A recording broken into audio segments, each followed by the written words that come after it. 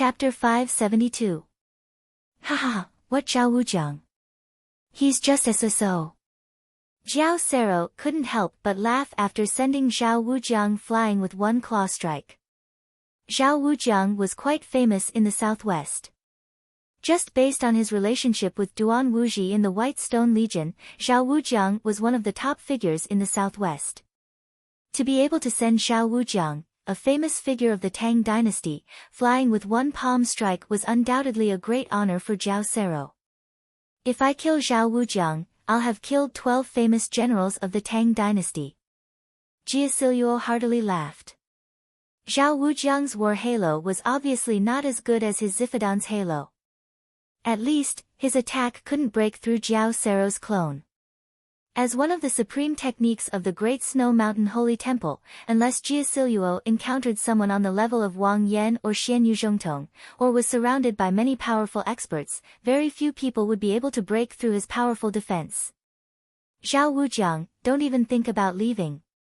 The Ziffidan used all 4 of its claws and leaped high on the modular steel wall, pouncing directly at the place where Zhao Wujiang had fallen. Go!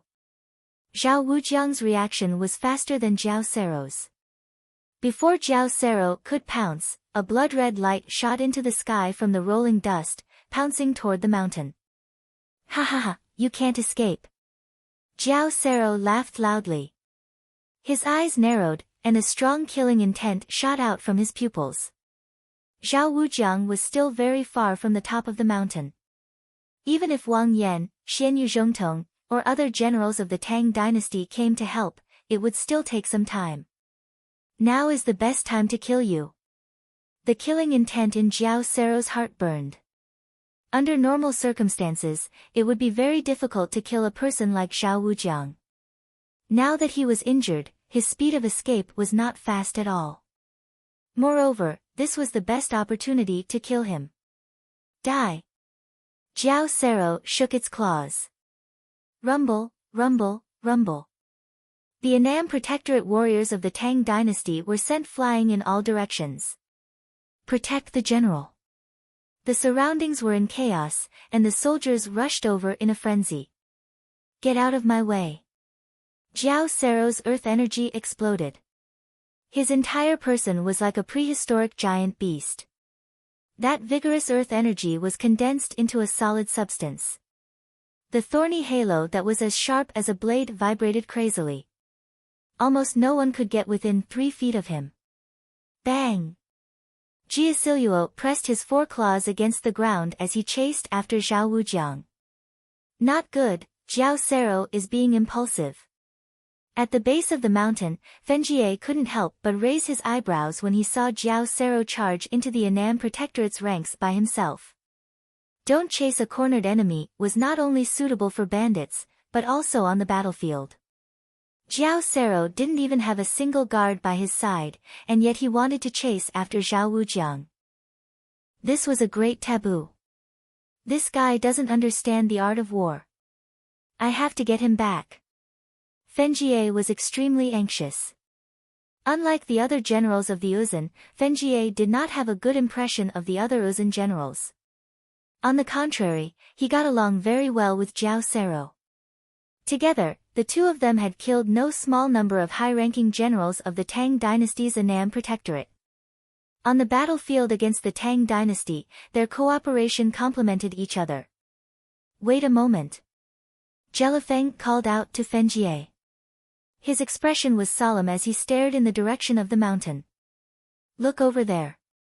Don't you see anything? What? Fenjie's eyes focused, a hint of astonishment flashing through his face. You underestimate Jiao Sero too much. If he really didn't have any intelligence, do you think he could have reached his current position? And he's ranked 2nd among the 5 tiger generals. Look carefully at those Tang dynasty soldiers around him.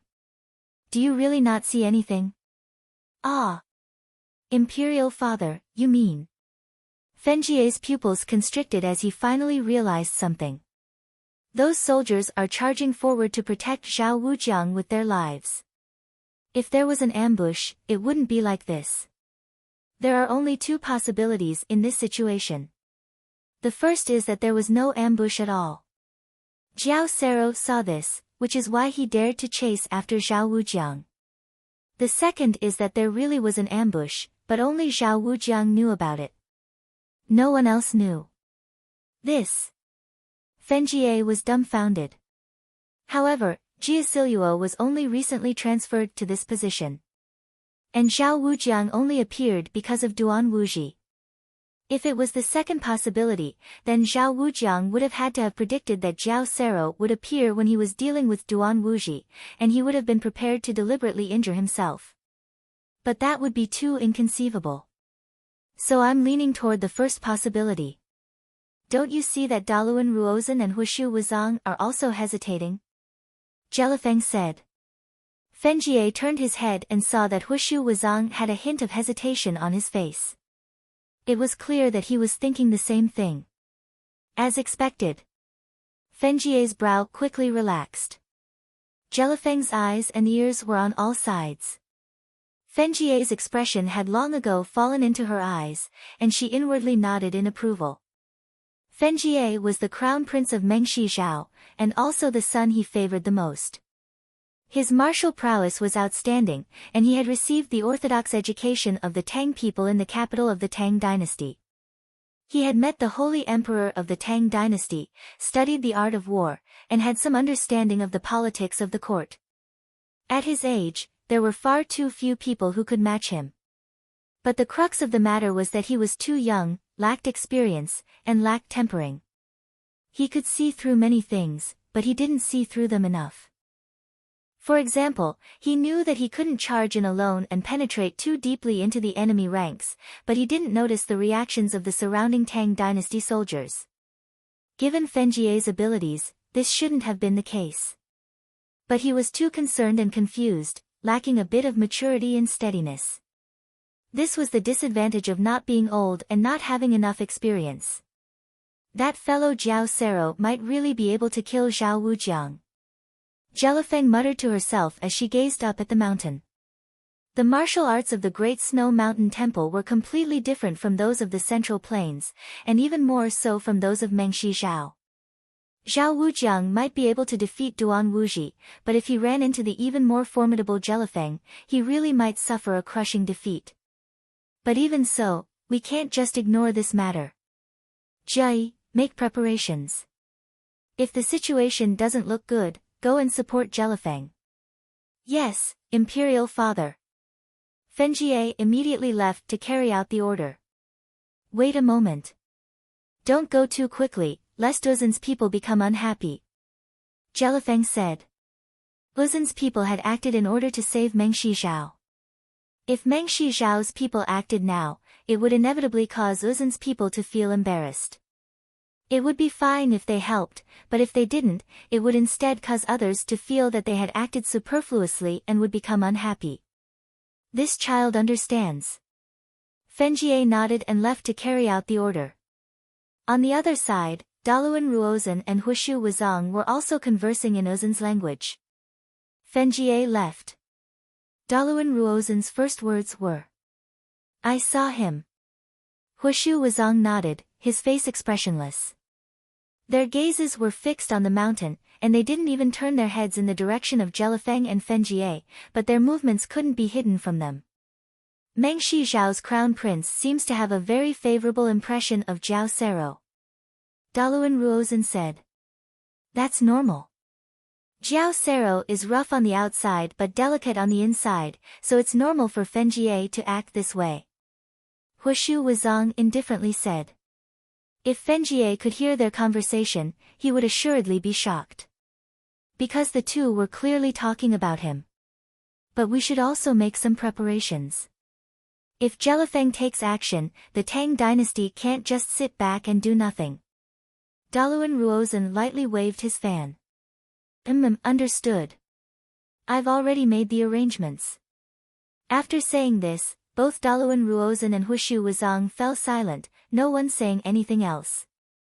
On the summit, while Daluan Ruozhen, Hushu Wuzong, Jelifeng, Fenjie, and the others were still discussing, the battlefield on the summit was rapidly changing. Jiao Sero and Zhao Wujiang's pursuit had already undergone a drastic change. Bang! Apparently because Jia Siluo had been in too much of a hurry, Zhao Wujiang had stumbled in his panic and almost tripped. This delay had immediately become a fatal opening. A good chance. Jiao Sero's eyes brightened when he saw this scene. How could he let go of such a chance? Boom!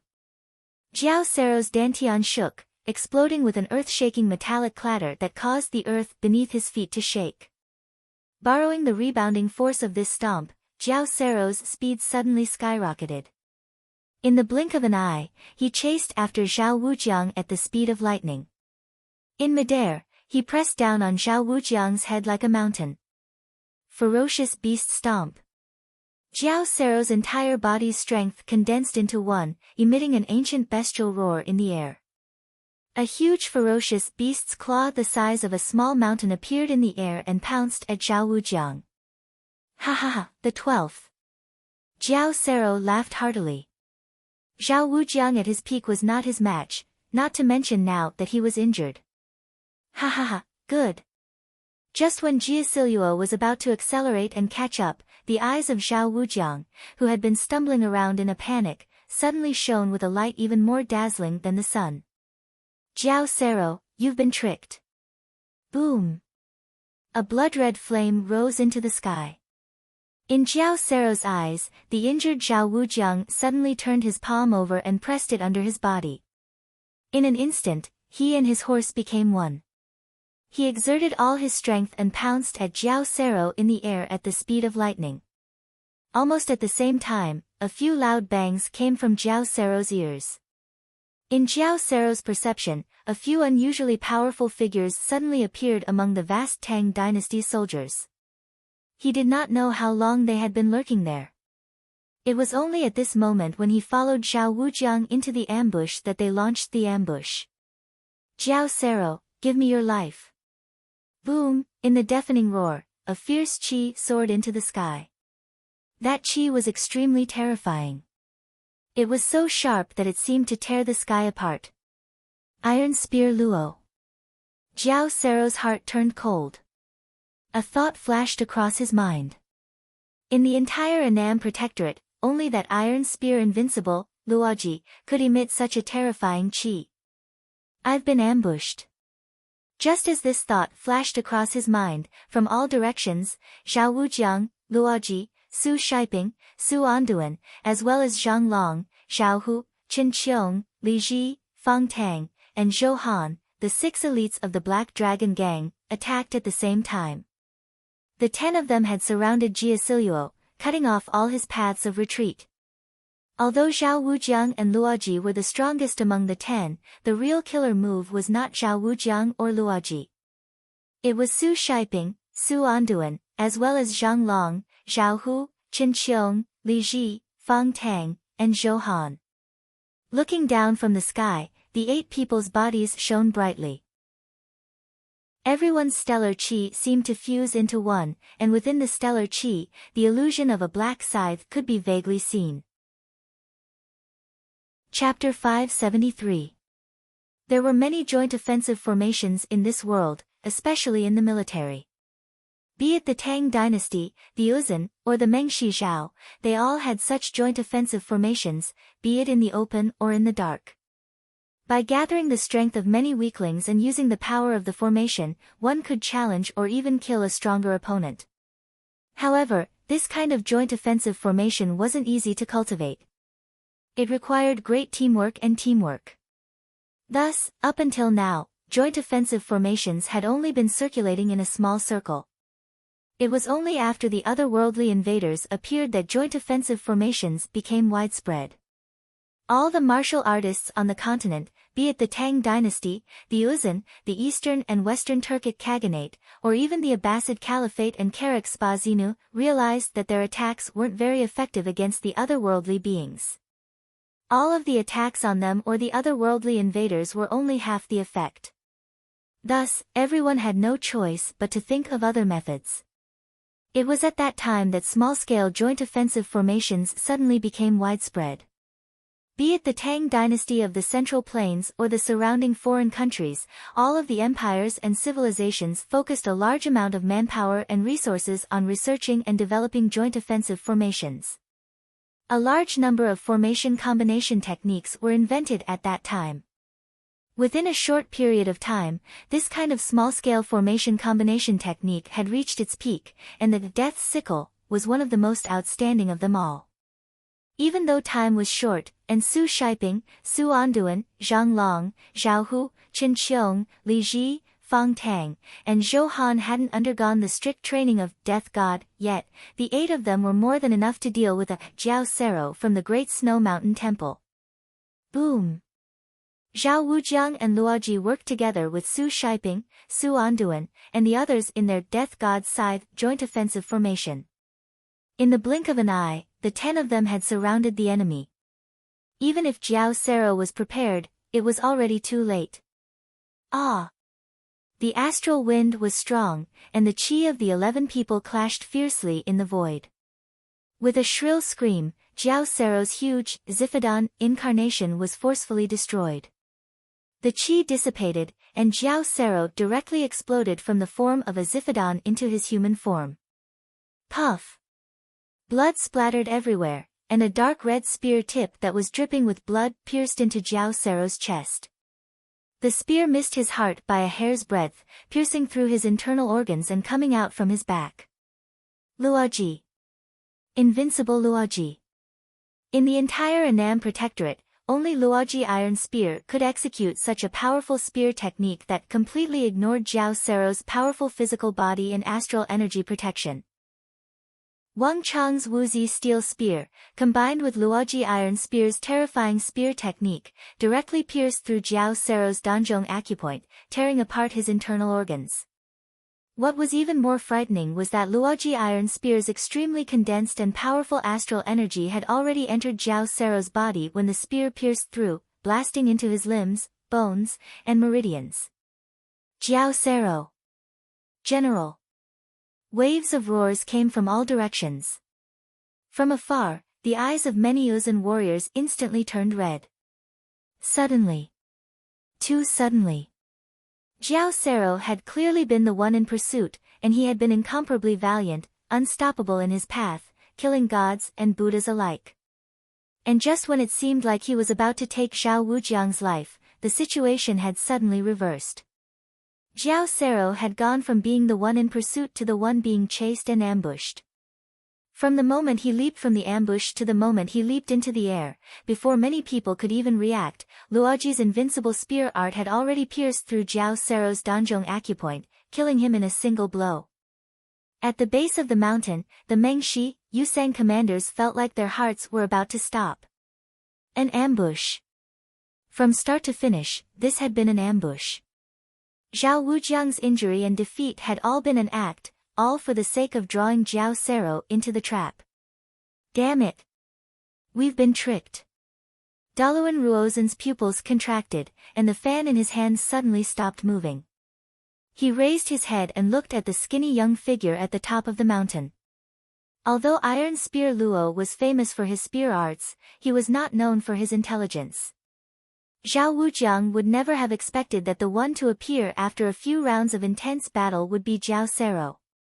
From Duan Wuji to Jiao Sero, to calculate from such a long time to Jiao Sero, Daluan Ruozen could only think of one person, that young Tang dynasty youth, Wang Chong.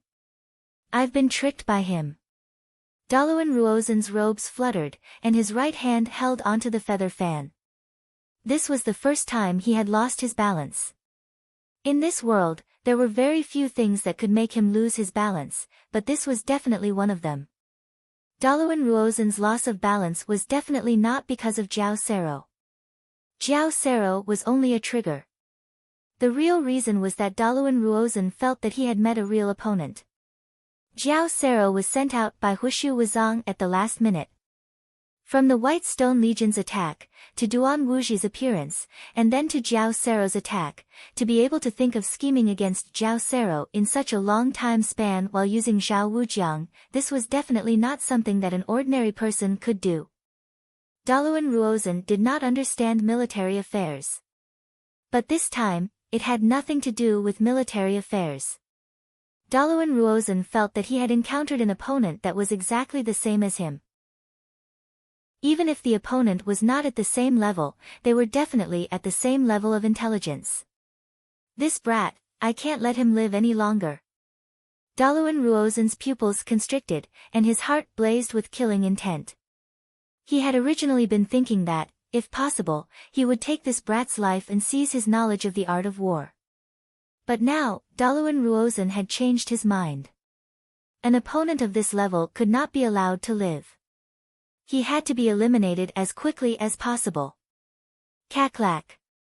A series of cracking noises came from the side. Huishu Wuzong remained unmoved, his stalwart body standing like a mountain. But his tightly clenched fists and his ashen face clearly betrayed what he was feeling. Although the offensive power of Jiao Sero's Zifadon was somewhat inferior to that of Longqinba, the leader of the 5 tiger generals, its body was tough, its defenses formidable, and its life-preserving methods formidable. Not even Longqinba could compare to it. The Zifadon was a supreme defensive art of the Great Snow Mountain Temple, and Jiao Sero had chosen a completely different path from Longqinba.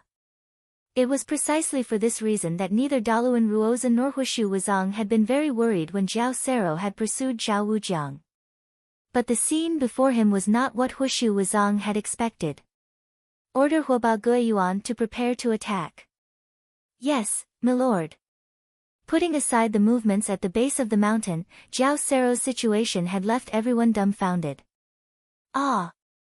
As Luoji's spear pierced through Jiao Sero and the group began to plummet, Jiao Sero's right hand grabbed at the spear in his chest, preventing Luoji's spear from piercing any further. Bang! A palm suddenly shot toward Luoji. Bang! As everyone watched, the 2 palms clashed, and Jiasiluo borrowed the rebound force from Luoji's palm to free himself from the spear, leaving a trail of bloody light in his wake as he plummeted downward. Get out of my way. Jiasiluo roared and spread out his arms, sending a torrent of stellar energy out in all directions, bringing with it a great spray of blood. Aya! Screams filled the air as a large number of Tang soldiers were sent flying by Jiao Sero. Jiao Sero borrowed the stimulation of pain to increase his speed, carving out a bloody path through the crowd as he rushed down the mountain. Don't let him get away. Behind him, there was a thump as Luoji dropped to the ground, spear in hand, a hint of surprise in his eyes. His Danzhong acupoint had been pierced, and destructive stellar energy had jolted his limbs and bones, but he was still able to escape. This foreign bandit's defense was far more formidable than he had imagined. Bang! Without a word, Luoji's eyes flashed with cold light as he chased after Jiao Sero, his spear in hand. His opponent had already been pierced by his spear, but he was still able to escape. If he really did manage to escape, it would truly be a joke. Hand over your life. Luoji let out a roar, and half of the mountain range trembled under his furious roar. Jiao Sero was on his must-kill list. In this battle, he had killed countless Annam Protectorate soldiers, and Luoji had always wanted to fight him. Alas, Jiao Sero was extremely vigilant and seemed to be consciously avoiding him. Moreover, he had many soldiers at his side most of the time, and he was practically inseparable from the crown prince of Mengshi Zhao, Fenjie. Although Luoji was extremely confident in his spear, he was not confident that he could deal with both Jiao Sero and Fenjie at the same time, much less the many Mengshi Zhao and Yusang experts at their sides. Bang! Bang! Bang! Luoji's movement technique was pushed to the limit, and he was able to leave behind a few afterimages. After him, Su Shiping, Su Anduan, Zhang Long, Zhao Hu, Chen Qiong, Li Ji, Fang Tang, and Zhou Han were stunned for a moment before hurriedly giving chase. This battle had gone far more smoothly than they had expected. Although Death's Scythe had been given to them by Wang Chong, there had been too little time for them to test out its power. It was actually able to blow apart Jiao Sero's stellar energy clone. Simply inconceivable. As this thought flashed through Su Anduan's mind, he increased his speed. The closer he got, the more he could sense Jiao Sero's power. This sort of ferocity and brutality was like that of a primordial beast, not something an ordinary person could deal with. Moreover, his stellar energy was extremely robust, far surpassing that of the vast majority of generals. But who would have thought that the attack would actually blow him up in an instant? Young master's calculations are truly inconceivable. A brute like Jiao Sero was completely toyed with by young master. Zhang Long, Zhao Hu, Chen Qiong, Li Ji, and the others were all invigorated. Zhao Wujiang's feigned defeat had been fooled by almost everyone. Only they knew that this had been a trap from the very start, baiting Jiao Sero into a trap. It was precisely for this reason that they were all filled with admiration for Wang Chong. Chapter 574. Those who stand in my way shall die.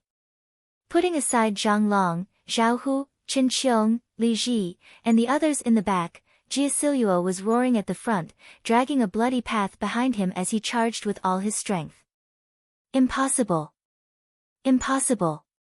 My Zifidon Halo is the ultimate technique of the Great Snow Mountain Temple. Master said that with my ability, as long as I don't meet Wang Yan or Xian Yu Zhongtong, no one can easily threaten me. How could I be defeated so easily? How could there be such a person in the Tang dynasty of the Central Plains? The panic in Jiao Sero's heart was indescribable. Their combined attack had completely shattered his confidence. Right now, the stellar energy in Jiao Sero's body was less than a third of what it used to be, and it was still being depleted at an alarming rate. This was the result of his beast body being destroyed and his stellar energy being destroyed. Combined attack. What kind of combined attack is that? In this battle, only Jiao Sero knew that the one who dealt the fatal blow and destroyed his stellar energy was not Luoji's spear, nor was it Zhao Wujiang's. It was the combined attack of those few people. When Luoji's spear pierced through him, his stellar energy had already been destroyed. The Tang dynasty definitely doesn't have that kind of formation. It must be that brat, it must be that brat. Jiao Sero was shocked and afraid. His entire body was trembling. Almost subconsciously, a figure appeared in his mind. If there was one person who could design that formation, it would undoubtedly be that brat. Jiao Sero had never seen this combined attack formation in the past month in the Tang dynasty. If they had it, they would have used it long ago. Damn it! Damn it! Damn it! Jiao Sero's entire body was trembling.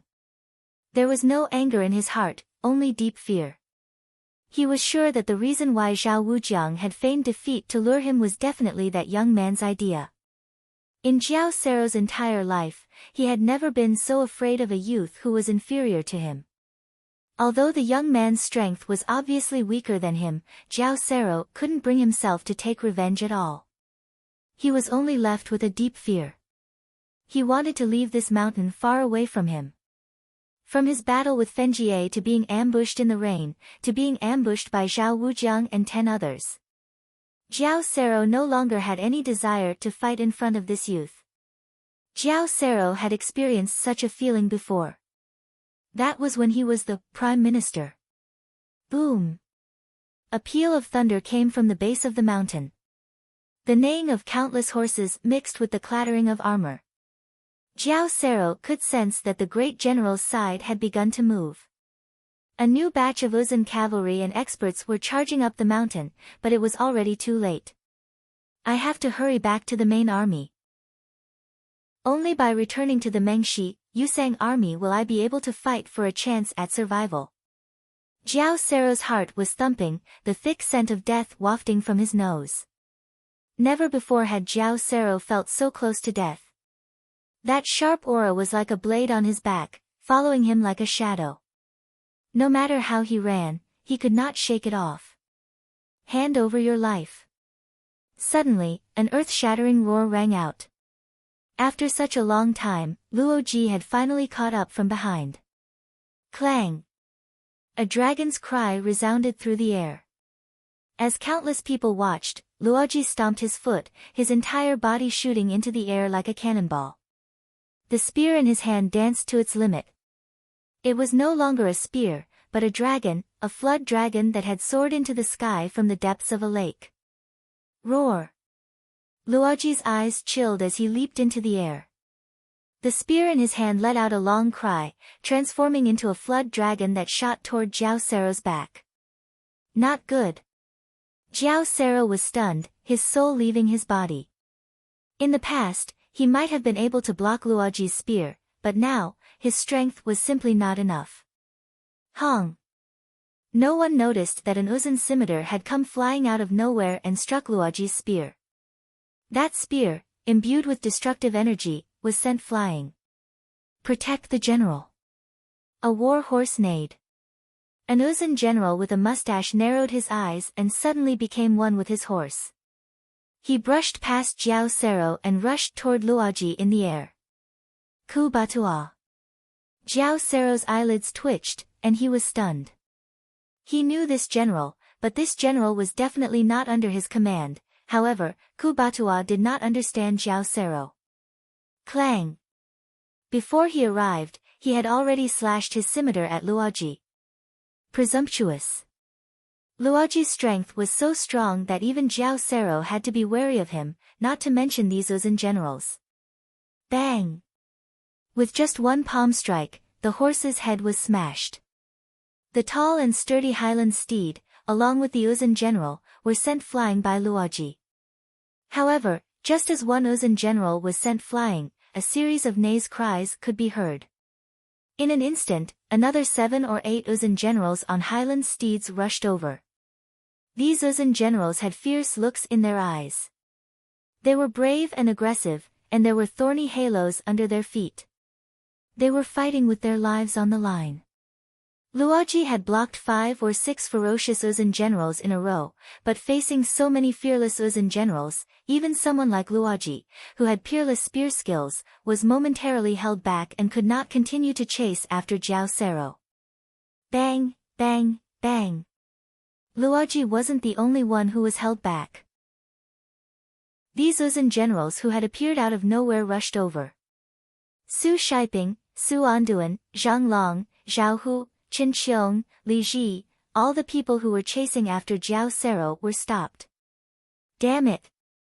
He still managed to escape. On the summit, Qin Shusun was about to stomp his feet and shout. A person like Jiao Sero was an enormous threat on the battlefield. Countless Tang soldiers had already died at his hands. If he still managed to escape after Wang Chang's trap, then it would be even more difficult to kill him in the future. Moreover, even though Luoji's spear had pierced through his chest and severely injured him, he was still unable to move.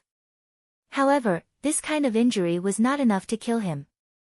In addition, the Uzun army had quite a few pills from the Great Snow Mountain's secret storehouse. As long as Jiao Sero didn't die, he might return to full of vigor and vigor. At that time, given his caution and viciousness, countless people would die at his hands. But this was not the only thing that worried Qin Shusun. Ah! While Luoji, Su Shiping, and Su Anduan were being held back by a group of Uzun generals, they heard a scream. This scream did not come from Jiao Sero, but from Zhao Wujiang in the rear. Longkinba! Zhao Wujiang let out a loud cry. Suddenly, he flew high up from the crowd, and like a kite with its string cut, he was flung towards the mountaintop. Bang! The steel vibrated, and Zhao Wujiang's body violently smashed into a thick modular steel wall. He spat out a mouthful of blood, and his complexion became much weaker. And across from Zhao Wujiang, a stalwart figure exuding a destructive aura had appeared. His hair was disheveled and he exuded a wild aura. In his hand was a dazzling scarlet scimitar of Uzun. Longkinba. This sudden sight left everyone dumbfounded, and even Luoji paled. In his panic, he was almost struck in the arm by an Uzun general. He recognized this stalwart figure. There was no high-ranking officer of the Annam Protectorate and the Uzun army that did not recognize each other. Longkinba, the leader of the 5 Tiger generals. The strongest general under Hushu Wuzong's command. This person was even more terrifying than Jiao Sero, and his martial arts far surpassed Jiao Sero's. But this was far from what Luoji was concerned about. Why is he here? Luoji's heart chilled as he suddenly sensed an intense danger. Long Qinba was the leader of the 5 tiger generals, but he had not sensed him at all. Moreover, only a brief moment had passed since Jiao Sero had been ambushed and pursued. Even if the Uzan army wanted to save him, it would have been too late. Unless, Daluan Ruozan. In the time it took for a spark to fly off a flint, the same thought flashed through the minds of Luo Ji and Chen Shusun, 2 people in different parts of the formation. There was only one possibility for Long Qinba to appear in such a short time. Before Jiao Sero had been ambushed, he had already stealthily entered the mountain. And only 2 people could have made this sort of arrangement. If it wasn't Daluan Ruozan, it was Hushu Wuzong. Luoji is in danger. There was no time to think. On the mountain, the upper echelon of the Annam Protectorate roared and neighed as they rode toward Zhao Wujiang. But it was all too late. Jiao Sero was no fool, so in order to lure Jiao Sero out, Zhao Wujiang had truly taken a blow from him. Long Qinba had clearly seen this point in his plan to ambush Zhao Wujiang. Now, Jiao Sero was not dead, but Zhao Wujiang was about to die. Bang! Long Qinba bent his right foot and stomped on the ground. His entire body was like a taut bow, suddenly released. He lunged straight at Zhao Wujiang, his fierce energy piercing through the air and locking onto Zhao Wujiang. Boom! The steel wall weighing several thousand jin was sent flying by Long Qinba, but Zhao Wujiang barely managed to dodge, the attack. Stop him! Hurry and save Lord Zhao! This sudden development took everyone by surprise. At almost the same time, Luoji, Su Shiping, Su Anduan, Zhang Long, Zhao Hu, Chen Qiong, Li Ji, and the others cast aside Jiao Sero and charged at Long Qinba. Jiao Sero had already escaped this calamity, and the other experts of the Mengshi, Yusang army had already gathered around. Continuing to pursue him might not necessarily yield any results, but if Zhao Wujiang was left unattended, he might really end up dead. Long Qinba was not an easy character to deal with. Ha ha ha, Prime Minister, Great General. Chapter 575. Prime Minister, I just knew that you wouldn't remain unmoved. Jiao Sero instantly relaxed, the uneasy feeling at his back completely vanishing. Jiao Sero knew that he had escaped a calamity. This time, Jiao Sero did not linger, nor did he think about making a name for himself or going back to work with Long Qinba in another battle. His first priority was to preserve his own life. As he charged down the mountain, Jiao Sero failed to notice that a pair of eyes in the air was watching him, but they quickly vanished. Daluan Ruozan and Hushu Wuzong, these 2 pillars of the Uzan Gari royal lineage truly aren't easy to deal with. In the crowd at the base of the mountain, Jelifeng suddenly gave a long sigh. Even she had been fooled by Long Qinba's appearance. It was obvious that Daluan Ruozan and Hushu Wuzong had planned this out long ago. The youngest son of the Wang clan had clearly been schemed against by Daluan Ruozan. The reputation of a wise minister is truly well-deserved. An indifferent voice came from the rear. At this time, only Mengshi Zhao's great general Duan Gechuan, who was standing behind Jelifeng, could hear it. His voice was as calm as water, as tranquil as an ancient well. Even Long Qinba's appearance had not caused him much of a stir. But not even someone with intelligence could have predicted that Zhao Wujiang would scheme against Jiao Sero. Even without the matter with Jiao Sero, Long Qinba would still have found a chance to ambush the Tang people. When Daluan Ruozan did things, he would never just make preparations. It now seems that the rumors were true. Jelifeng sighed. This time, she was using a sound transmission technique. It was no secret that an expert of this level could control sound waves and conduct it at close range. Obviously, Jelifeng did not want her conversation with Duan Gechuan to be heard by Daluan Ruozan and Hushu Wuzong. Gequan, you have to be especially careful when dealing with people from Uzan, especially Daluan Ruozan. Jelifeng said. Being allies with them is enough. With the Tang dynasty around, they don't have the time to deal with us. Duan Gechuan said lightly. The situation on the mountainside had become extremely dangerous. Quick, protect the Lord. The moment Longqinba appeared, all the Tang soldiers in a radius of several hundred zhang began to move, their phalanxes charging at the leader of Uzun's 5 tiger generals. Boom! But before they could get close, a majestic stellar energy exploded from Longqinba's body. Aya! Screams filled the air as the elite soldiers of the Annan Protectorate army were sent flying before they could even get close, their bones broken and their tendons severed as they crashed to the ground, their bodies covered in blood and their fates unknown. Longqinba's attacks were much more powerful than Zhao Sero's, so the Tang dynasty soldiers he had attacked were much more seriously injured than Zhao Sero. Bang! After destroying a phalanx in a single move, Longqinba once more charged at Zhao Wujiang. Stop! Su Shiping anxiously lunged at Longqinba. In the pursuit of Zhao Sero, he had been the last to arrive, so he had been the first to arrive. Zhao Wujiang is heavily injured and definitely won't be able to last for long. He has to be stopped. Su Shiping quietly said to himself. He had never felt so anxious before. Shiping. Careful. Lord Su, careful. Hurry and protect Lord Su. At this moment, cries of alarm came from all around. Su Shiping froze, his mind flabbergasted. Before he could react. Boom! An enormous energy was rapidly approaching. Not good. Before Su Shiping could react, an iron elbow imbued with destructive power slammed into his chest. Ah! Su Shiping let out a blood-curdling scream.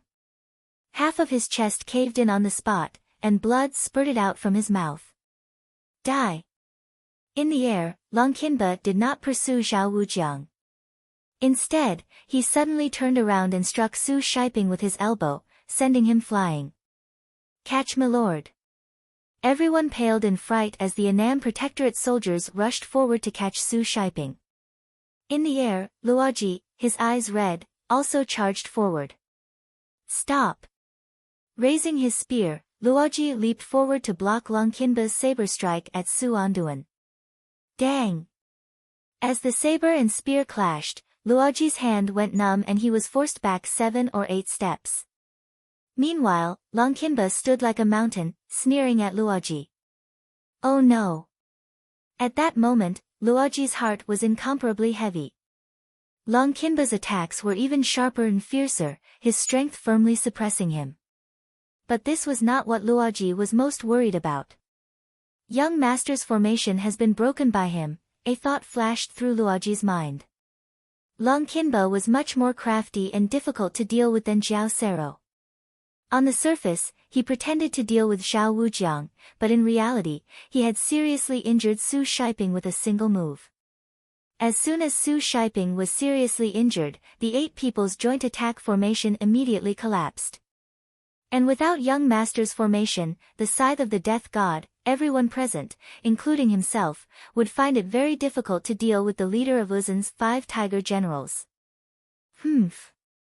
Like a demon god, Longqinba stared at Luoji and Luo Tietjiang in the crowd and sneered, making no attempt to conceal the contempt in his eyes. Then, his body swayed as he ignored Luoji and began to charge up the mountain. Not good. Luoji's expression tensed as he immediately began to pursue Longqinba. General, I'll help you. At the same time, Su Anduan, Zhang Long, Zhao Hu, Chen Qiong, and Li Ji also arrived, the 9 of them working together to attack Longqinba. There were 2 sides to the story, each expressing its own opinion. While Longqinba was pursuing Zhao Wujiang on the summit, on the other side, Zhao Sero was about to reach his warhorse. His body was bleeding profusely, and his injuries were worsening. Luoji's domineering stellar energy was bursting into his limbs and bones. But Zhao Sero was not very worried. The Prime Minister had an extremely close relationship with the Great Snow Mountain Temple. Moreover, he had many of the secret medicines of the Great Snow Mountain Temple. Just one would be enough to stop his injuries and greatly alleviate his internal injuries. In just a few days, he would be able to recover 50 to 60% of his strength and enter the battlefield once more. And if he could ask nicely and have the Prime Minister bestow him that divine medicine, he would probably be as lively as a dragon or a tiger in no time. The Great Snow Mountain Temple had an ancient heritage that even surpassed the Uzan Empire. The power of some of the top-class medicines there far surpassed the imagination of outsiders. Buzz! Just when Jiao Sero was only a few zhang away from his warhorse, a figure suddenly flashed by. A fully armored Mengshi Zhao soldier had seemingly inadvertently blocked his path. Get out of my way. Jiao Sero extended his right hand, impatiently trying to push aside the Mengshi Zhao soldier. But just when Jiao Sero was about to move, the Mengshi Zhao soldier seemed to move, raising his head to glance at Jiao Sero. At that moment, Jiao Sero suddenly saw a piercing cold light in the soldier's eyes. His two hands paused in the air, and Jiao Sero felt a chill in his heart as he suddenly had an extremely ill foreboding. Ah! Halfway up the mountain, while Long Qinba was pursuing Zhao Wujiang and single-handedly blocking Su Anduan, Zhang Long, Zhao Hu, Chen Qiong, Li Ji, and the rest of the Annan Protectorate army, no one was a match for him. He had attracted everyone's attention and had even torn apart the Annan Protectorate army's defense line. Suddenly, a scream rang out. This was a heart-rending scream that made everyone jump in fright. This was not a scream that a normal person could make. Only a person on the verge of death could make. Jiao Sero. At the base of the mountain, in the middle of the horsemen, Daluan Ruozan paled and turned his head in the direction of the voice. He recognized this voice. It was Jiao Sero's voice. But hadn't he already dispatched Long Qinba to save him? And hadn't he already returned to the Mengshi Yusang army? Why was he still screaming like this? At this moment, Daluan Ruozan suddenly had an extremely ill foreboding. Jiao Sero is finished. At almost the same time, in the Mengshi Zhao camp, Zheluofeng's strongest subordinate, Great General Duan Gechuan, spoke up, his voice trembling slightly. Let's go. Time seemed to have stopped at this moment. Finally, everyone noticed where the voice was coming from. At the border between Mengshi Zhao and Uzan, a young, Mengshi Zhao soldier, had thrust his spear through Jiao Sero's heart, and then hung his stalwart body on the spear and raised it high into the air. The Ziffidan Jiao Sero, who had once rampaged through the southwestern battlefield of the Tang dynasty and killed many Tang soldiers, was now like a lifeless rag sack hanging from the tip of the spear of that Mengshi Zhao soldier, his arms and legs dangling down, swaying in the wind. Killed. Jiao Sero had been killed. And he had been killed by a Mengshi Zhao soldier, closest to his highland steed. But even so, everyone knew that this was no Mengshi Zhao soldier. Wang Chong. For no reason at all, when he saw that slender figure and that savage and tyrannical aura, Daluan Ruozan suddenly thought of a single person. To be able to calculate Jiao Sero's escape route in this complicated battlefield and successfully kill him at the last moment, Daluan Ruozan could only think of one person, Wang Chong. That youth of the Tang dynasty who had caused so much trouble for the Mengshi Yusang army. Swish! A dark red sword stabbed into Jiao Sero's body, sucking away every last drop of stellar energy in Jiao Sero's body. The strength of that Mengshi Zhao soldier swelled, his aura constantly rising. Ha! With a shake of his spear, Jiao Sero's body was thrown several zhang away like a piece of trash. Taking advantage of the stunned Mengshi Yusang soldier's lack of time to react, that Mengshi Zhao soldier immediately charged toward the summit. Capture him. Spy. He's one of the Tang people. Don't let him get away. Furious roars resounded through the heavens as all the soldiers of the Mengshi Yusang army roared in their own languages as they pursued that Mengshi Zhao soldier. The Mengshi Zhao soldiers in particular were so angry that their faces were green. A valiant general of the Uzan had actually been killed by a Mengshi Zhao soldier. If the Uzan army were to misunderstand, it would pose an enormous threat to Mengshi Zhao. More importantly. Chapter 576. Jiao Sero is dead. Duan Wuji is wounded. All generals, hear my order. Ignore Longqinba. Attack with all your strength and destroy the Mengshi Yusang army. As the Tang soldiers were pursuing that Mengshi Zhao soldier, a thunderous voice exploded in the air, echoing in all directions. Everyone was extremely familiar with this voice. It was none other than Wang Chang's voice. If the Mengshi Yusang army had been unmoved the first time, then when Wang Chong spoke in the language of Uzun and Mengshi Zhao a second time, everything changed. Bang! There was a massive boom, and after a brief silence, the entire Great Tang army began to undergo a complete transformation. All the Tang dynasty phalanxes suddenly abandoned Longqinba, acting as if the leader of the 5 tiger generals, Uzun, did not exist at all. They suddenly turned and charged down the mountain. Kaiyil. At the same time, the tens of thousands of soldiers of the Annan Protectorate army that had been waiting for orders halfway up the mountain suddenly began to roar and charge down the mountain like a tide. When Jiao Sero led the Uzun army out, when Longqinba appeared on the mountain, the nature of the battle changed. This was no longer a probing attack, but a true battle. Buzz! The soldiers of the Mengshi Yusang army that had been pursuing Wang Chong finally began to show signs of fear. Even some of the fiercest soldiers showed fear in their eyes when they saw the fresh army of the Tang dynasty charging down the mountain like a flood of steel. That voice had been completely correct. Duan Wuji had been heavily injured and had left, Jiao Sero had been killed, and the only person who could still fight and command, Longqinba, was still on the mountain ambushing Zhao Wujiang. The White Stone Legion and the Uzun army were truly leaderless. No matter what Longqinba's initial plan was, when he began to infiltrate the Tang army and pursue Zhao Wujiang, he had already left his army. Longqinba's existence was practically non-existent. Damn it!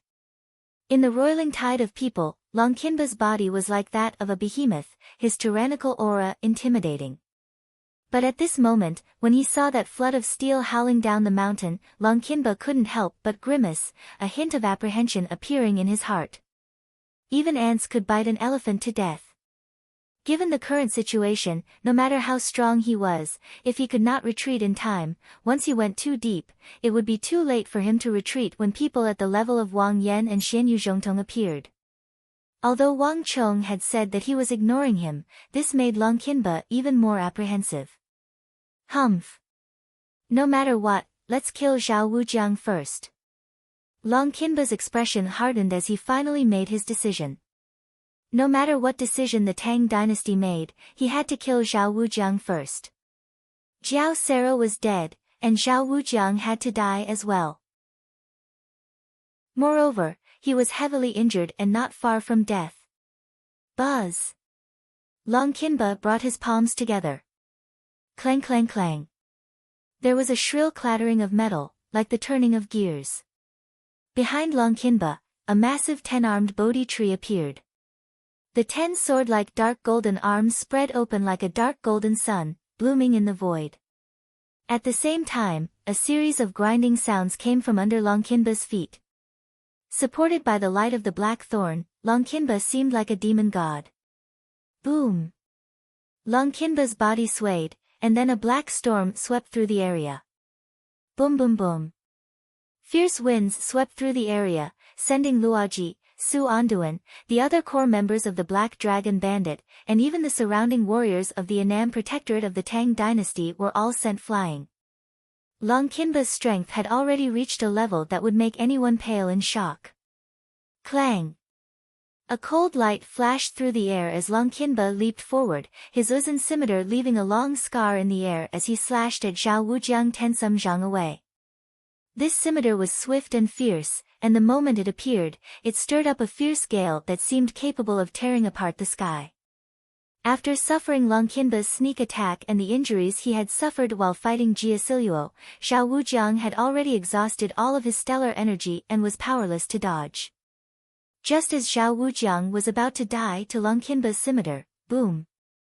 There was a flash of light as a sword filled with stellar energy collided with Longkinba's scimitar. The enormous energy sent both man and sword flying back, but Longkinba's surekill strike had also been deflected off course. Thump thump thump. A muscular Annam Protectorate general was forced to take several steps back, the blood in his chest in turmoil. It was clear that he had suffered quite a bit. Lin Wushou. Luoji softly called out, a look of pleasant surprise on his face as he, Su Anduin, and the other core members of the Black Dragon Bandit charged forward. He stood shoulder to shoulder with the high-ranking Annam Protectorate general called Lin Wushou, blocking Longkinba's path. It's useless. None of you can stop me. Longkinba's eyes flashed with a savage light as majestic stellar energy surged through his body like a storm. He didn't have much time left, but it was enough for him to kill a few people. Luoji, Su Anduin, Zhang Hu, attack his right ribs together. Lin Wushou, Sword of Annihilation, move the Baihui above your head 2 inches to the left. Just when Longkinba was preparing to go on a killing spree, he suddenly heard a voice. Boom! Before anyone else could react, Luoji was the first to react. Boom! In a flash of light, a halo appeared under Luoji's feet, and he instantly became one with his spear. The thick silver spear in his hand shot through the air and stabbed at Longkinba's ribs. Lin Wushou also reacted. Boom! A ray of light stabbed at Longkinba's head. Milord. Young Master. The last to react were Su Shiping, Zhang Hu, and the other core members of the Black Dragon Bandit, finally recognizing Wang Chang's voice. Clang clang clang. The 7 of them shot forward, their woozy steel weapons stabbing at the muscular Longkinba. After the 7, the last to act was Wang Chong. Clang. A ray of light zigzagged through the crowd, and before anyone could react, Wang Chong had become one with his sword and used his strongest technique. Leaping Dragon Art. A massive flood dragon flew through the air like a bolt of lightning. When it reached a certain height, it suddenly shot down like a bolt of lightning, slamming into Longkinba's head. Boom! There was a heaven-shaking boom as Luoji's spear, Lin Wushou's sword, Wang Chang's leaping dragon art, and the attacks of Su Anduin and the others were all blocked by an invisible barrier. In a flash, a majestic and firm wall of stellar energy expanded from Longkinba's body. Hiss! Gasps could be heard, and all the Annam Protectorate warriors who saw this sight felt a chill run down their backs. Longkinba's stellar energy had reached an inconceivable level. Although he didn't have a tough avatar like the Zifidon Jiao Sero, he was able to rely on his thick stellar energy to achieve a similar effect. Swish! While everyone was stunned by Longkinba's powerful stellar energy, there was a flash of bloody light. Without the slightest warning, a sword chi pierced through Longkinba's stellar energy, heading straight for his head. In a flash, Longkinba's head tilted to the side, narrowly avoiding this fatal blow. The sword chi struck his back, and with a swish, a bloody wound appeared on his back, blood gushing out. Stellar Energy Piercer. Wang Chang's attack had actually triggered the rare effect of Stellar Energy Piercer. What sort of martial art is this? Longkinba roared. Even with his usual composure, he couldn't help but pale at this moment. Even though he had come from the Great Snow Mountain Temple and had seen many martial arts, he had never seen anything like this. His stellar energy had clearly blocked Wang Chang's attack, but that sword chi had inexplicably pierced through it. Not even Luoji had been able to do this, but the unworthy Wang Chong had. If he hadn't reacted so quickly just now, Wang Chang's stellar energy would have pierced his head. Bzzz. Wang Chong didn't answer. His left hand suddenly reached for his waist, pulled out a sword, and thrust it at Longkinba. The more times the stellar energy piercer was attacked, the more times it would trigger. Although there was no way to determine the effect, there was one thing that could be confirmed. As long as one attacked 4 times, the stellar energy piercer would definitely trigger once. This was the best way to deal with a martial artist with thick stellar energy like Longkinba. It was also the only way Wang Chong could threaten him. But this time, before Wang Chong could strike, Long Kinba pushed out his arms, unleashing a fierce and tyrannical wave of stellar energy that could topple mountains and overturn seas. Boom! The air exploded with a heaven-shaking boom.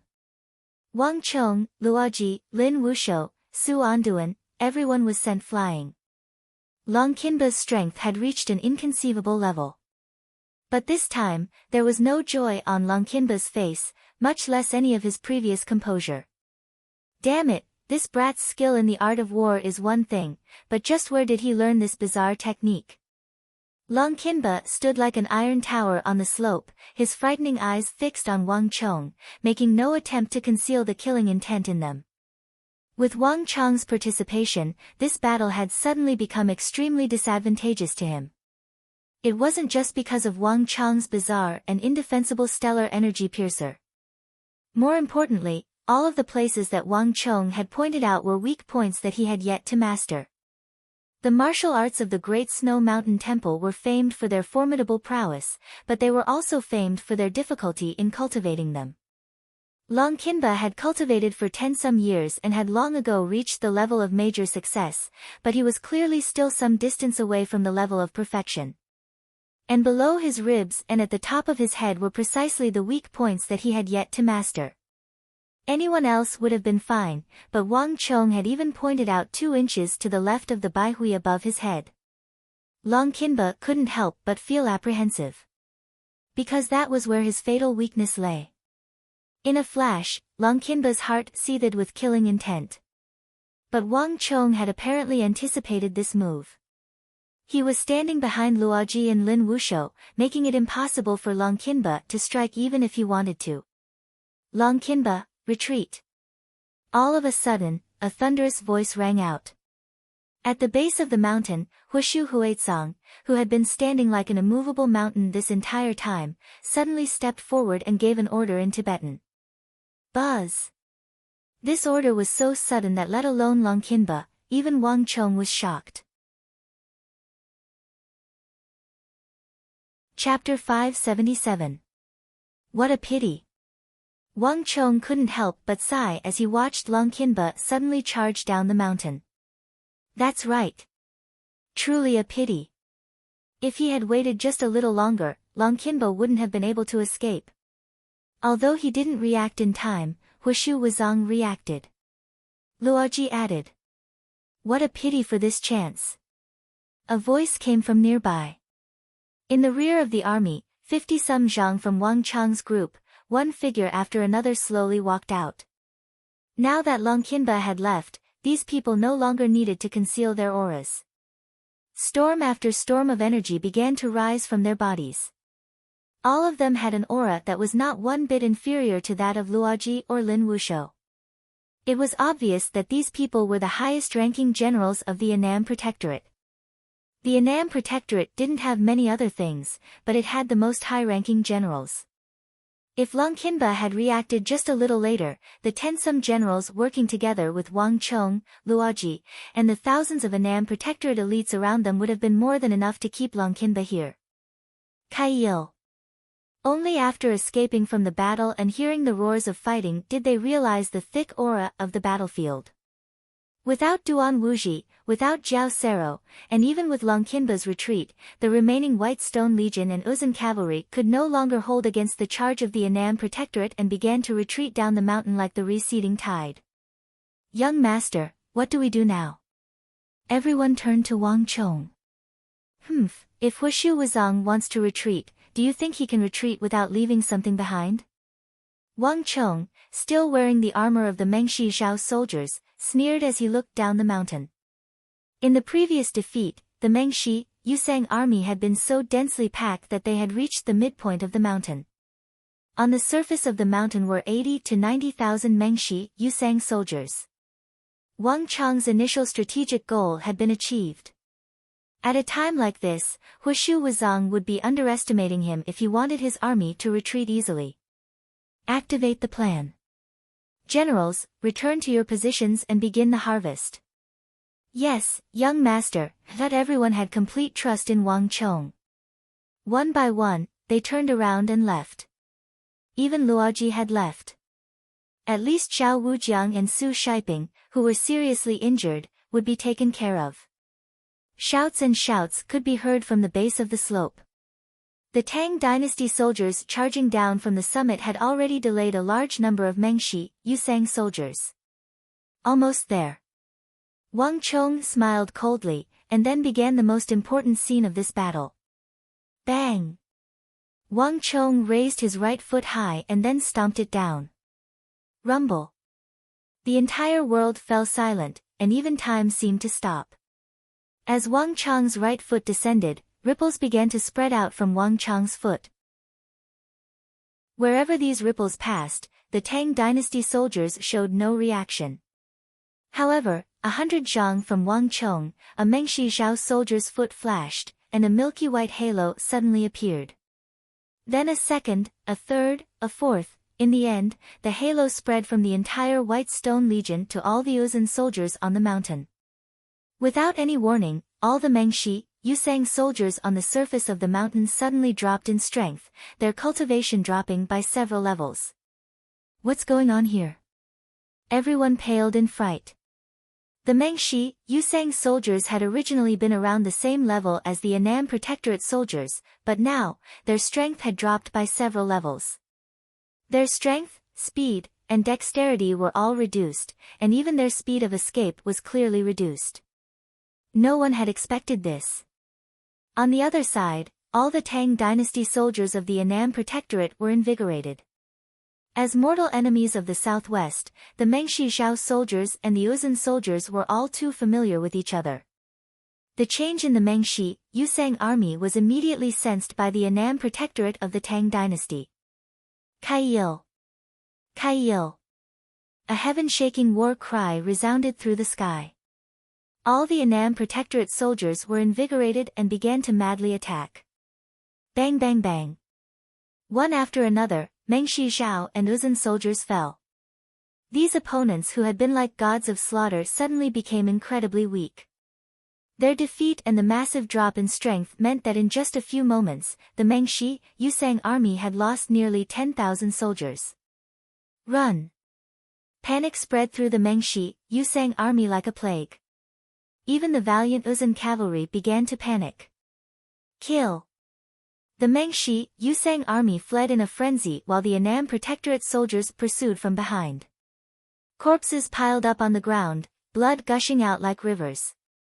There was no need for Wang Chong to direct or push the army. Daluan Ruozan, let's see what you do next. With a cold smile, Wang Chong turned his back and began to stride toward the summit. At his side, the fully armored Tang soldiers surged forward like a tide, but when these soldiers got close to Wang Chong, they would automatically move to the sides. Young master! On the summit, Chen Shusun was completely convinced and respectfully bowed.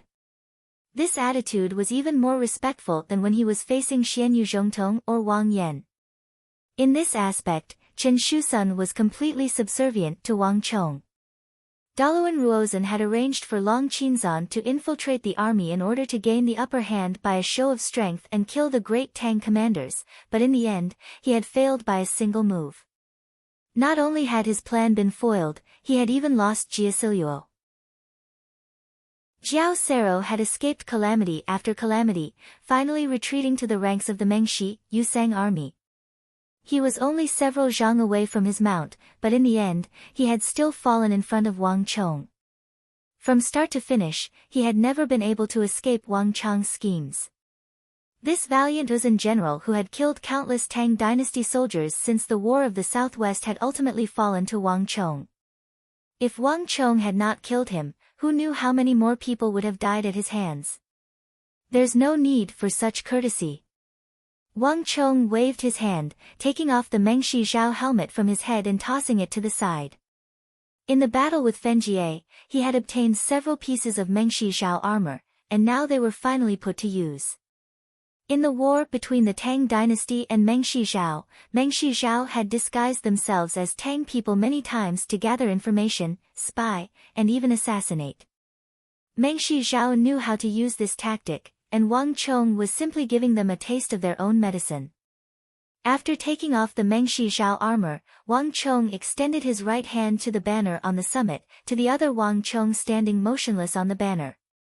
Young master, this subordinate has succeeded. The guard pretending to be Wang Chong lowered his head, took off his helmet, and respectfully placed it in Wang Chong's hand. Although Wang Chong was very young, no one in the army dared to look down on him because of this. General Chen, are you ready for what's coming next? The Mengshi Yusang army has suffered a loss and definitely won't let the matter rest. This war is far from over. Wang Chong took the armor from the thin guard's hands and slowly put it on. As he spoke, his gaze swept over the nearby summit, where the brave and skilled elites of the Tang dynasty were still standing like a forest of spears, motionless. These 40,000 soldiers were Wang Chong's final trump card, his final reliance. Now was not yet the time to use them. Young master, be at ease. Everything has been ordered.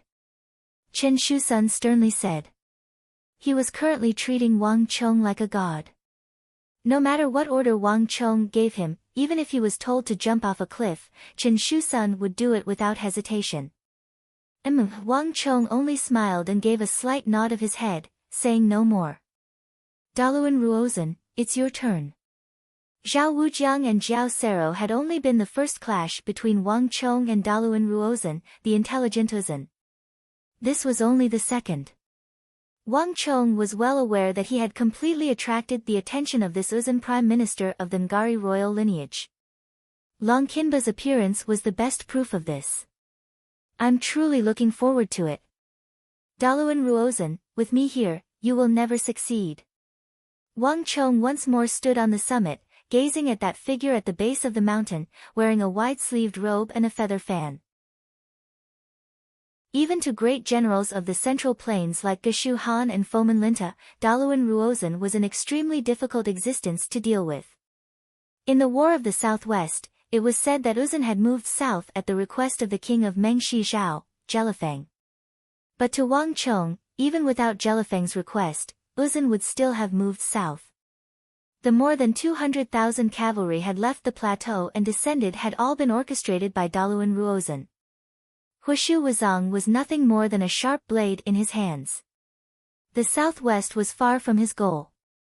Unlike Jelifeng, Daluan Ruozhen's ambitions were far greater, and what he wanted was far from what Jelifeng could give him. If no one came to stop him, Daluan Ruozhen would become a mortal malady for the Tang dynasty. So, come. This will be your final stop, Daluan Ruozhen. Wang Chong's robes flapped in the wind as he stared at that figure down the mountain, his eyes shining with a scorching light. Meanwhile, at the base of the mountain, Daluan Ruozhen stood in the midst of the fierce winds, every strand of his hair blown about in the wind. At this moment, Daluan Ruozhen was as restless as the turbulent winds. On the summit, large swathes of the Mengshi Yusang army were toppling like weeds, their corpses rolling down the mountain. This sight left everyone deeply stunned. At this moment, the 500,000 soldiers of the army could clearly sense the strength of the 100,000 soldiers on the summit. But it was different for Daluan Ruozhen. Daluan Ruozhen could sense a wordless challenge in the air. He's challenging me. As Daluan Ruozhen gazed at that figure on the summit, his expression slowly turned grave. No one had ever dared to use this sort of method to challenge him on this battlefield. Not even Zhangqiu Jianqiong had done this. But this youth from the capital of the Tang dynasty had done it. Jiao Sero's death was not an isolated incident. This was a silent declaration and challenge. Chapter 578. All soldiers, hear my order. Prepare to attack. On the mountain, both the White Stone Legion and the Uzhen cavalry were being routed. At this time, even a fierce general like Long Qinba was powerless. As countless soldiers of the coalition army were being cut down like weeds, Huishu Wuzong finally gave the order. Wait a moment. Daluan Ruozhen suddenly came to his senses and called out to Huishu Wuzong. There's no need to send any more soldiers. There's no meaning in sending any more soldiers. Didn't we get a batch of celestial wolf bows from the Western Turks not long ago? Prime Minister means, Hushu Wuzong suddenly understood Daluan Ruozen's meaning. It's about time to use those celestial wolf bows. Have them enter the field. Daluan Ruozen said. This time, Hushu Wuzong did not object. Although Daluan Ruozen, as a civil minister, was somewhat overstepping his bounds by intervening in the war, Hushu Wuzong was well aware that this person had never been a purely civil minister. Even the military books of the Central Plains that Wang Chong had been obtained by him. Daluan Ruozen's method might not have been suitable at other times, but it was completely appropriate at this moment. It was just that his methods were a little cruel. Didn't you hear? Celestial Wolf Cavalry, hear my order. Prepare to fall into line. Hushu Wuzong's eyes flashed as he quickly made his decision. Galloping galloped through the air, stirring up a cloud of dust. A few moments later, a fully armored Uzun cavalry galloped out from the vast army. Unlike the other Uzun cavalry, each member of this army carried a massive celestial wolf bow on their back. These celestial wolf bows were made from high-quality nanmu, each of them 4 to 5 feet long and more than half their height. The gray wolf skin used to wrap the bow clearly indicated the bow's identity. Only the Western Turks, who occupied the steppe and desert lands of the northwest of the Tang dynasty, would use this bow. Although the Western Turks were far inferior to the Tang dynasty in smelting metals and forging weapons, and they had always been lacking in metals, they were far superior to the Tang dynasty when it came to the creation of bows. Even though the bows of the Western Turks were far inferior to the ballistae of the Tang dynasty and did not have the technology to use them, they still possessed a power beyond the ballistae. And even better than ballistae, they were much easier to make. Get ready. With a high-pitched sound and a creaking sound, the serious bows were pulled taut to the extreme. Countless arrows were as dense as a forest, and all of them were aimed in the direction of the mountain peak. Release. Pang! Pang! With a series of deafening explosions, tens of thousands of arrows streaked across the sky like rain. After drawing arcs in the air, they fell toward the battlefield on the surface of the mountain. Ah! Ah! Suddenly, there was a scream. A Mengshi Zhao soldier had barely taken 2 steps when he was struck dead by a sharp arrow. The arrow had pierced through his throat, pierced through his collarbone, and struck his organs. The Mengshi Zhao soldier only had time to take 2 steps before he fell to his knees, soaking in his own blood. And this was like a signal, swish swish swish. Right after this arrow, thousands upon thousands of sharp arrows, flickering with cold light, covered the sky and covered the earth. They were as dense as rain, shooting down from the sky. Mengshi Zhao's men, Uzun's men, Tang dynasty's men. Hushu Wuzong's assault had encompassed everyone. The area where Mengshi Zhao's, the Tang dynasties, and the Uzun's entanglement formed a rain of arrows. Regardless of friend or foe, regardless of who was the target, everyone within this range was the target of the attack. Ah! Screams resounded over the mountain as countless Mengshi Zhao's, Uzun's, and Tang peoples fell to this sudden volley of arrows. Enemy attack. Careful. When they realized that the arrows were not coming from the Tang dynasty, but their own camp, all the Mengshi Zhao soldiers who were still entangled were dumbfounded. Shooting at the Tang dynasty's Annam Protectorate soldiers was understandable, but why were they also being targeted? What's going on here?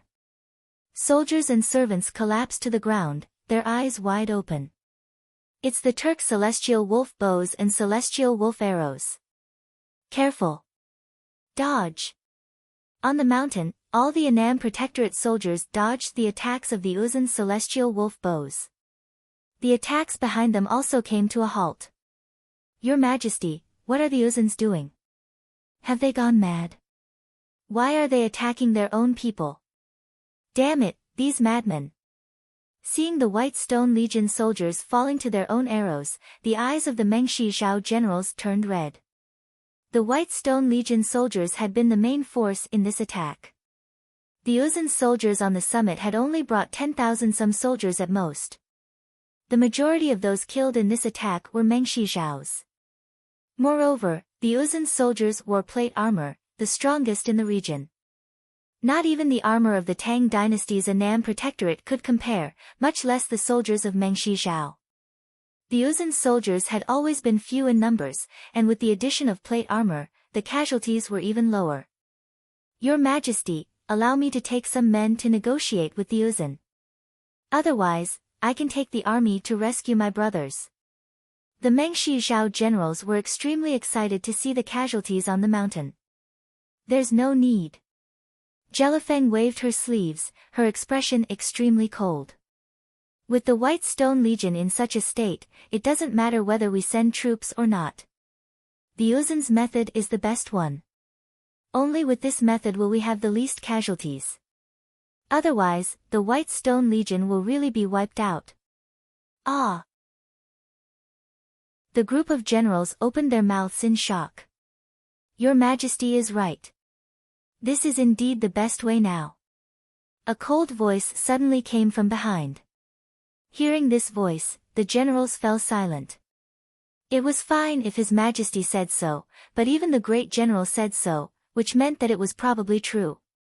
Jelifeng is indeed a good partner. On the other side, Daluan Ruozhen saw that the Mengshi Zhao generals had calmed down very quickly. He smiled and nodded. Although Jelifeng was ambitious, she had the vision of an ambitious person and could see the essence of the problem at a glance. There were many things that didn't need to be said too much. As a partner and ally, Jelifeng was indeed very suitable. Get ready. The probing is over. Next, it's time for the real battle. As Daluan Ruozhen spoke, he slowly turned his head to look at Hushu Wuzong. As the saying went, benevolence does not command wealth, and compassion does not command troops. A general needed a cold heart and always put the bigger picture above all else. Although the battle on the mountain peak seemed unusually intense, for Daluan Ruozhen and Hushu Wuzong, it was far from the beginning. This was all just the foreplay. After saying this, Daluan Ruozhen quickly turned around and walked back. Just as he turned around, a loud and clear voice came from the peak of the mountain far behind him. Ready, fire! Daluan Ruozhen fiercely turned around, just in time to see a volley of arrows descending like locusts. But this time, it was not a dense volley of arrows, nor did it come from the Uzun army. Rather, it came from the Annam Protectorate on the mountain peak. Ah! Screams filled the air as the Mengshi, Yusang army collapsed at the base of the mountain. Daluan Ruozhen froze for a moment, and then he glanced at that thin figure on the summit, a hint of surprise in his eyes. But he quickly grinned, waved his sleeve, and vanished into the army. Congratulations to User. You have killed 7,780 Uzun soldiers. Congratulations to User. You have killed 69,861 Mengshi Zhao soldiers. On the summit, a string of voices howled out of Wang Chang's mind. As he gazed at the Mengshi, Yusang army at the base of the mountain, a faint smile slowly appeared on Wang Chang's lips. Chapter 579. Young Master, we've won. On the mountain, Chen Shusun was overjoyed at the sight of the tens of thousands of Mengshi, Yusang soldiers fleeing in disarray. This was no small battle. Now that the Mengshi, Yusang army had retreated, the mountains and plains were covered in corpses, their bodies piled high like a sea. The war banners of the White Stone Legion were strewn across the battlefield, their corpses sticking out of the ground. This cruel scene was the best symbol of the Tang dynasty's victory. 100,000 Annam Protectorate soldiers against 110,000 Mengshi, Yusang soldiers, 40,000 of whom were stationed on the summit and had not taken part in the battle. But in the end, 70,000 soldiers died, nearly 80,000 soldiers of the Mengshi, Yusang army.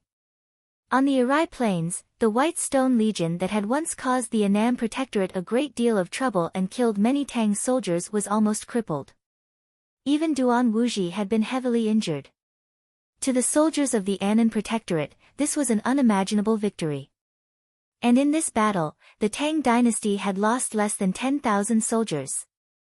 This was simply unimaginable to those who had experienced the cruel battles on the shores of the Arai. On the summit, the eyes of the guards flashed, their gazes on Wang Chong brimming with respect, even worship. Although Wang Chong was only a teenager and his figure was extremely thin, in the eyes of the crowd, the voice of the youth before them seemed to be unprecedentedly majestic, as if it was a heavy mountain. Reporting. The old general has sent word. On the battlefield, one must not be arrogant and conceited. He hopes that Milord can guard against arrogance and continue to maintain it. Reporting.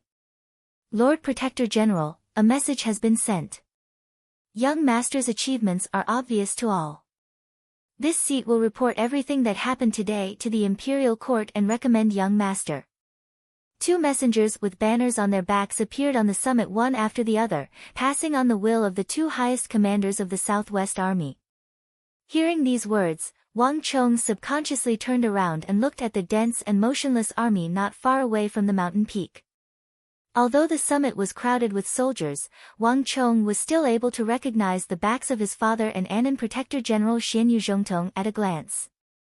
The 2 of them, one on the east and one on the west, faced each other with their backs to him. Although he couldn't see their expressions and they hadn't even glanced in his direction, Wang Chong could sense that their gazes had always been focused on him.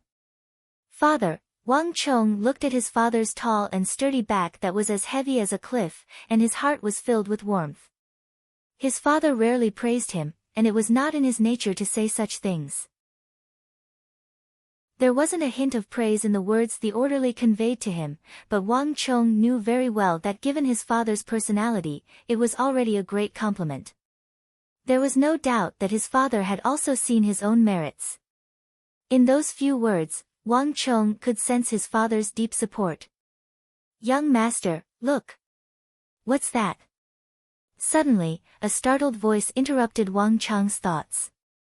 Ah Zhong turned his head, but before he could clearly see what was going on, Ah Zhong could hear the rumbling of thousands of people shouting at the same time. From his vantage point on the summit, he could see countless porters, peasants, and laborers busying about in the Mengshi, Yusang army. It's Mengshi Zhao's people. This thought flashed through Wang Chong's mind. Luzon was a long distance away, and the people of Luzon made a living as herders. If they wanted porters, peasants, and laborers, they could only recruit Mengshi Zhao's people. Milord, what are they doing? On the summit, Luoji and the Black Dragon bandit members walked up, their eyes filled with confusion as they looked down the mountain. Because of the distance and the cover of the army, even from the summit, they couldn't see what was happening clearly. Wang Chong said nothing, countless thoughts flitting through his mind as he stared at the distant shouts. It's a siege weapon. Suddenly, as he saw half a piece of wood flash by, Wang Chong suddenly realized something. What? Chen Shusan's expression flickered at Wang Chong's words. Siege weapons? Wasn't that what the Mengshi, Yusang army had used in Lion City? But siege weapons were large and cumbersome, making them extremely inconvenient to transport. As a result, many armies used local materials, abandoning them after a single use. But there weren't any large siege weapons in the area, much less any trees that could be used as materials. Where had the merchants gotten siege weapons? Daluan Ruozan truly is formidable. Wang Chong was not as confused as Chen Shusun. After a moment's thought, Wang Chong understood. Modular assembly was a technology that belonged to another world. The steel walls that Wang Chong had set up on the mountain had been built using this technology. Every tall steel wall was actually made up of countless small steel modules.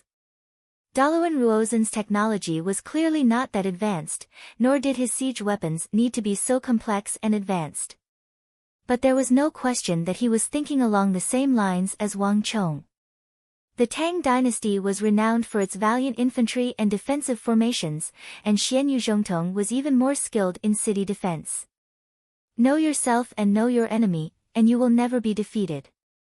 Daluan Ruozan had undoubtedly predicted this in Lion City, which was why he had dismantled those siege weapons and brought them here to reassemble them.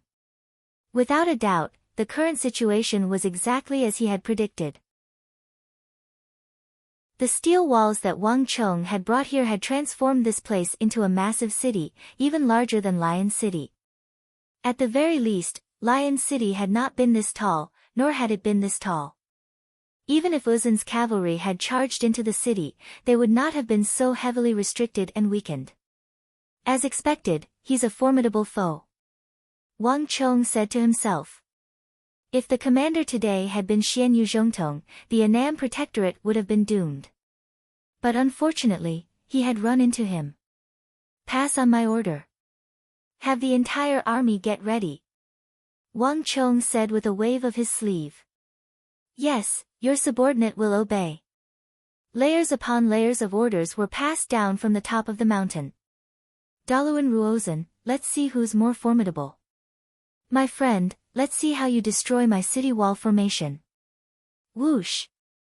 A fierce wind blew, and at some point, dark clouds had gathered in the sky. These dark clouds shone over the Annam Protectorate and the mountain. Winds foretold a storm, and at this moment, the great Tang army was deathly still. Deep within the enemy army, the shouts and chants were growing more and more ear-piercing. A stifling atmosphere pervaded the air. Although the war had come to an end, at first it was already over, but the tension that followed was simply suffocating. Rumble. After what seemed like an instant but also like countless eons, there was a flash of light from the Mengshi, Yusang army. A massive ball of fire rose up from the enemy ranks like a blazing sun, and then it began to grow in size as it flew toward the mountain where Wang Chang's forces were. 1. Chapter 580. But before any of the fireballs could hit the ground, massive fireballs began to rise up from the rear of the Mengshi, Yusang army, and then they began to fly toward the mountain where the Mengshi, Yusang army was located. Time seemed to slow down countless times as the massive fireballs floated in the air, slowly making their way toward the summit like snails. 1, 2, 3, 4. Dozens of huge fireballs were scattered all over the place, interweaving into a scorching sea of fire in the sky. Even the dark clouds in the sky were dyed with a layer of red light. Enemy attack. Dodge. A wave of screams came from the summit. Even though all the soldiers were dumbfounded by this sight, all the commanders, the high-ranking generals, the small groups of 5, 10-man squad leaders, 5-man squad leaders, all of them maintained absolute calm. Everything that could possibly happen had already been transmitted down layer by layer from the top of the mountain. Although no one had expected Mengshi Zhao and Uzun to attack in this manner, Wang Chong had already made detailed plans to deal with the possibility of a siege attack or a rain of arrows. Everyone, dodge. Pay attention to concealment. Voices that were full of energy and sounded like a great bell rang out one after another on the surface of the mountain range. Rumble. In an instant, all the Tang dynasty soldiers reacted. Using square formations as units, all the Tang dynasty soldiers charged toward the massive steel walls of the mountain. The mountain had always been sloping, and Wang Chang's modular steel walls had even been equipped with horizontal bunkers. At this moment, all the steel walls immediately revealed their other function. Boom! A huge fireball fell from the sky and heavily crashed into the mountain behind them. Smoke and dust rose everywhere, and the flames raged. The rolling dust rose more than 10 feet high, and the whole mountain trembled violently under this attack. Feeling the power of this attack, everyone's expression changed. The power displayed by this fireball was enough to instantly turn any soldier of any level into ash. No true martial realm warrior could withstand such a blow. Even a high-ranking captain like Su Anduan might not be able to withstand it. On the mountaintop, Luoji and the other generals of the Annam Protectorate also changed their expressions. This kind of attack from Uzun's people was enough to pose a threat to generals of their level. Each of those huge fireballs weighed thousands of kilograms. Falling from such a great height, one could only imagine how powerful they were. However, this was only the beginning. Boom! Boom! Boom! Time seemed to have sped up at this moment. Countless huge fireballs fell from the sky. Boom! A huge fireball fell from the sky and smashed into a steel city wall that was several meters tall. The incomparably hard steel city wall caved inwards, and a huge depression instantly appeared. The immense power contained in the fireball even caused the entire steel city wall to sway and tremble violently, as if it would be overturned at any moment. These fireballs are too powerful. Behind the steel city walls, the Tang dynasty elites all paled. They felt like these massive fireballs could topple over the steel city walls at any moment, pulverizing the soldiers hiding behind them. Young master, watch out! On the summit, a massive fireball suddenly descended from the sky, hurtling toward Wang Chong. Chen Shusun was alarmed and immediately pushed Wang Chong away with a palm. Rumble. The fireball struck a spot several zhang behind Wang Chong, sending a rain of fire mixed with shrapnel exploding in every direction. The place where Wang Chong had been standing was now a massive pit, its interior scorched black, billowing with thick smoke. Arabian fire oil. A powerful ring of stellar energy as tough as steel enveloped Wang Chong, blocking out the rain of fire and shrapnel. Wang Chong quickly retracted his stellar energy and walked out, his expression grave as he gazed at the still burning pit in the ground. Arabian fire oil was a product of the Far West, a product unique to Arabia and Karak Spazinu. Based on Wang Chong's memories, this product was still a small-scale existence that had not been fully developed. Even Arabia and Karak Spazinu probably didn't have much of it. Uzan was located on the plateau, separated from Arabia and Karak Spazinu by Sindhu. Logically speaking, this product should never have appeared in the Uzan army. The current situation could only mean one thing: Uzan had already colluded with Arabia. The two sides were still far from reaching the level of Uzan and Mengshi Zhao's alliance, but there was no doubt that Arabia and Karak Spazinu were supporting Uzan from behind the scenes. Arabia's ambitions in the Central Plains have probably started even earlier than I imagined. As Wang Chong gazed at the pit, countless thoughts flitted through his mind. The true conflict between Arabia and the Central Plains had actually occurred a very long time ago.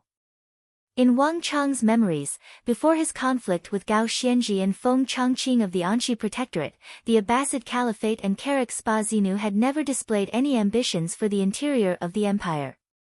Arabian fire oil should have been a strategic resource that would only appear a very long time later. But now, the situation had clearly changed. Right now, there are only two possibilities. The first is that my appearance caused this change that doesn't conform to history. The other is that Uzan and the Abbasid Caliphate and Karak Spazinu have been secretly communicating and colluding with each other for a very long time. This Arabian fire oil was sent to Uzan long ago. However, Xianyu Zhongtong and the Annam Protectorate simply didn't have the right to make Uzan use these siege weapons, and they were completely wiped out on the Urai Plains. Thus, the Tang dynasty never knew that Uzan possessed fire oil. Wang Chong's mind was in turmoil. The war in the southwest had undergone a massive change due to his intervention. At the very least, he had never heard of a war of the southwest lasting for so long, nor had he heard of a war with the Annam Protectorate requiring Uzan to use siege weapons. But no matter what the truth was, there was no doubt that the Abbasid Caliphate and Karak Spazinu had sent reinforcements to Uzan. The Abbasid Caliphate and Karak Spazinu definitely harbored malicious intentions toward the Tang dynasty. Boom boom boom. In the rear of Uzan and Mengshi Zhao's armies, one colossus after another rising into the air. Massive fireballs were hurled from the rear of the army, crashing into the mountain with thunderous speed. These fireballs kept exploding on the mountain. The flames spread and burned rapidly on the mountain peak. In a short time, the entire mountain peak was turned into a sea of fire. All the corpses and horses on the mountain began to burn.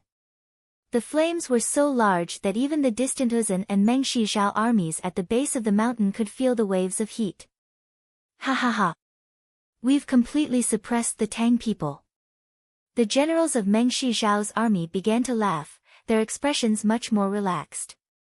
The pressure from the previous battle had almost suffocated them.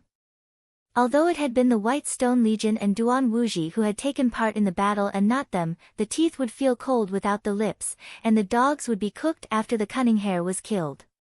The White Stone Legion was one of the top-class armies of Meng Shizhao, but even they had been beaten into such a state. With less than 30% of the army remaining, one could easily imagine the pressure on the other generals. The power of these fireballs is truly not bad. It's no wonder we mobilized so many peasants, laborers, and porters to make so many thunderstone. As the sea of fire burned, all the Meng Shizhao generals became excited as they gazed at the blazing mountain range. Although the kerosene had been provided by the Uzun, the entire plan, including the mass production of these siege weapons, had also been the idea of Daluan Ruozan and Uzun. Daluan Ruozan had even provided the blueprints for the improvements.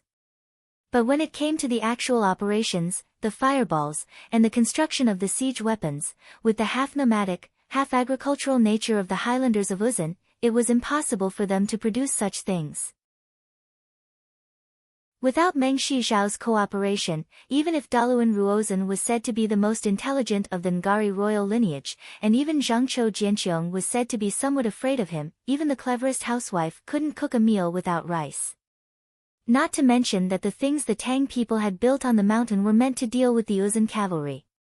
As for the Meng Shizhao people, they were mainly infantry, so they weren't affected much. Don't celebrate too early. These fireballs have only suppressed them. It's still too early to talk about victory. Jelifeng looked at the mountain and suddenly said. His brows were deeply furrowed. In the distance, the flames soared into the sky, and the burning mountain looked like hell, suppressing all the Tang people. As far as he could see, he could barely see any Tang people, but Jelifeng was far from relaxed. This young man is more difficult to deal with than I thought. Jelifeng thought to himself. He could see far more than the others. The mountain in front of him was a sea of fire, and he could hear the shrill cries of death from time to time. But if he thought about it carefully, the number of Tang people who actually died in the fireball attacks was actually much fewer than he had imagined. The actual lethality of the fireballs was unbelievably low. In such a dense rain of fire, it was inconceivable that the 100-odd siege weapons that Uzun and Meng Shizhao had spent a great deal of effort to build would die in such a battlefield. Zhao gaze swept over the mountain peak, then quickly returned to the steel walls that were scattered like stars in the sky and covered the entire mountain like fish scales. Each of these steel walls was several feet tall and weighed thousands of kilograms. Thousands of such steel walls, layer upon layer, from top to bottom, covered the entire mountain, forming a solid defense and barrier for the Annam Protectorate. That was why there were 100,000 versus 500,000. Duan Wuji led 100,000 White Stone Legion soldiers up the mountain, but they lost less than 30,000 of them. Even he himself was seriously injured. Thinking back to yesterday, when it was raining cats and dogs, this place was actually bare. But today, it was only a day's delay. In just one night, these magnificent steel walls appeared like a miracle. Chapter 581. Lion City, a strange art of war, and those steel fortresses on these mountains. Jelifeng had no idea how many more secrets this Tang dynasty youth had on him, how many more unknown things he was hiding. Everyone says that Wang Jiuling is the pillar of the Tang dynasty. As long as Jiuling doesn't fall, the Tang dynasty won't fall. I didn't believe it before, but now it seems that if we want to deal with the Tang dynasty, we first have to eradicate the Wang clan. Jelifeng slightly closed her eyes, an irrepressible killing intent surging in her heart. He had met Duke Jiu once when he was in Shangjing. But at the time, she had only met him briefly. She had always felt that his face was mediocre and only so-so. Moreover, he was too benevolent, completely different from Duke Jiu's way of doing things. Later on, she had not taken it to heart. But Jelifeng had not expected that many years later, his son and grandson would all become stumbling blocks in her campaign to unify the southwest and conquer the Tang dynasty. Moreover, they were the most powerful ones that could not be ignored. "Father, let me lead an army." Now is the best time to deal with the Tang people. A voice rang out by his ear, bringing Zhao back to the present. Fenjie was seated on the back of a majestic white horse, his eyes spitting vengeance as he stared at the summit. As the crown prince of Mengshi Zhao, Fenjie had always been farsighted. In his eyes, there were only imperial great generals like Hushu Wuzong, Zhangqiu Jianqiong, Geshu Han, Gao Xianji, Zhang Shougui, and Wang Zhongxi. Fenjie had never imagined that he would place any importance on a youth who was only 10-some years younger than him. Moreover, this fellow was a nameless nobody. But Wang Chong had succeeded in all of this. You want to avenge Zhao Sero? Zhao eyes widened. Although she showed no emotion on her face, she felt a deep displeasure in her heart. Zhao Sero was one of Uzun's people. No matter how close Fenjie was to Zhao Sero, this fact would not change. If someone were to say that Zhao Sero was seeking revenge, it should be the people of Uzun, not the crown prince of Mengshi Zhao Empire. This was simply putting the cart before the horse. If Fenjie was willing to lead the people of Mengshi Zhao into danger for the sake of a valiant general from a foreign country, then he truly would have to reconsider who the future successor to the Mengshi Zhao Empire would be. Yes, father. But not all of them. Fenjie stared blankly for a moment before sternly replying. Oh. Zhao Yuo's brows twitched, and his expression relaxed. Imperial father, my relationship with Zhao Sero is a private matter, and I can distinguish between public and private matters. If Zhao Sero had died somewhere else or for some other reason, even if this child wanted to help, he would have done so alone. But this time, our Mengshi Zhao is fighting against the Tang dynasty. Zhao Sero died on the mountain while helping us attack the Tang dynasty. His death was not a private matter, but a public matter. Zhao Sero died for the public, so I, Fenjie, am absolutely duty-bound to avenge him. Fenjie's words caused both Zhelifeng and Duan Gechuan to instantly have a whole new level of respect for Fenjie. Not bad. For you to be able to think of this, your father's high regard for you is not in vain. However, it is not our turn yet. In our previous contact, we have already probed and nearly lost the entire White Stone Legion. Now, it is Hushu Wuzong and his Uzun army's turn. It's not that I don't want you to avenge Zhao Sero, but now is not the time for you to do so. In the future, we will have even more opportunities to cooperate with Uzun. You must learn to look further and see a higher level. Zhelifeng said. Your Highness the Crown Prince, even if you want to help, appearing at this time will only make things worse. It will make Uzun think that we are looking down on them. This will only be detrimental to our future cooperation. Duan Gechuan also spoke up from behind. It was like he didn't exist, forever standing in Zhao Yuofeng's shadow. Just look at Uzun's side and you'll understand. Fenjie turned his head and saw a fierce Uzun general at Hushu Wuzong's side, a saber hanging from his waist in one hand, bowed and then walked out. Although he was short, not even Mengshi Zhao, let alone the Tang people, this Uzun general exuded a fierce aura that was like the wind or fire, like the mountains or the sea. It's him. But the aura exuded by this Uzun general was like the wind or the fire, like the mountains or the sea, a stark contrast to his short stature. It's him. Fenjie's mind jolted as this thought flitted through his mind. In this battle, almost all of Hushu Wuzong's generals had been killed or wounded. Of the 5 tiger generals, only the strongest, Longqinba, remained. But this didn't mean that he didn't have any soldiers under his command. The people of the plateau like Uzun were completely different from Mengshi Zhao and the Central Plains. The fact that their empire was divided into 4 royal lineages that controlled 4 major regions was strange enough, but what was even stranger was their foundation and base. When it wasn't at war, the Uzun were actually divided into tribes, each tribe doing its own thing and having its own leader. Normally, they weren't subject to any jurisdiction. Only when a large-scale war involving the Yusang Empire and the other empires was called upon would they gather from all over and form a massive army. In normal circumstances, if this method was used, whether it was the Tang dynasty or Mengshi Zhao, their morale would crumble and they wouldn't be able to fight at all. But the Uzun were different. Their people were valiant, and they took pride in fighting in fierce battles, even more so than the Turks. The Turks were fierce by nature, while the Uzun revered ferocity and longed for war. The two were completely different. But their fighting prowess was equally outstanding. Thus, the fighting prowess of the Uzun soldiers was not affected in the slightest.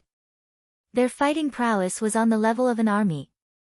Moreover, although the tribes of the Uzun Empire were usually scattered throughout the lands, their way of life was not very different from that of an army.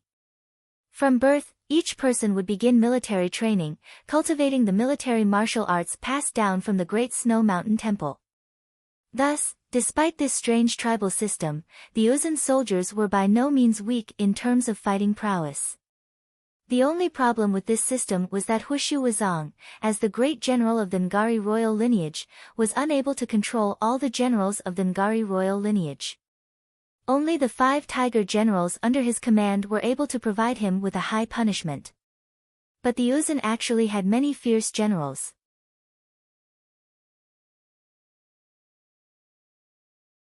Chapter 582.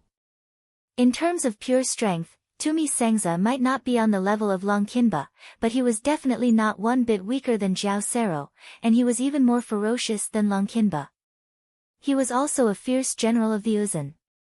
Fenjie had tried to get in touch with him, but this person refused to speak and seemed very difficult to deal with. Jiao Sero once said that although Hushu Wuzong doesn't have many subordinates, as the great general of the Ngari royal lineage, he has the right to choose his subordinates. This is how the 5 tiger generals were originally chosen, but as long as the 5 tiger generals are present, Hushu Wuzong has no right to make a new choice. But now that most of the 5 tiger generals have been killed, this Tumi Sengza is definitely one of them. Fenjie quietly said to himself. Clang! While Fenjie was still speculating about Tumi Sengza's strength, Tumi Sengza sat on his horse, his dantian sinking. Clang!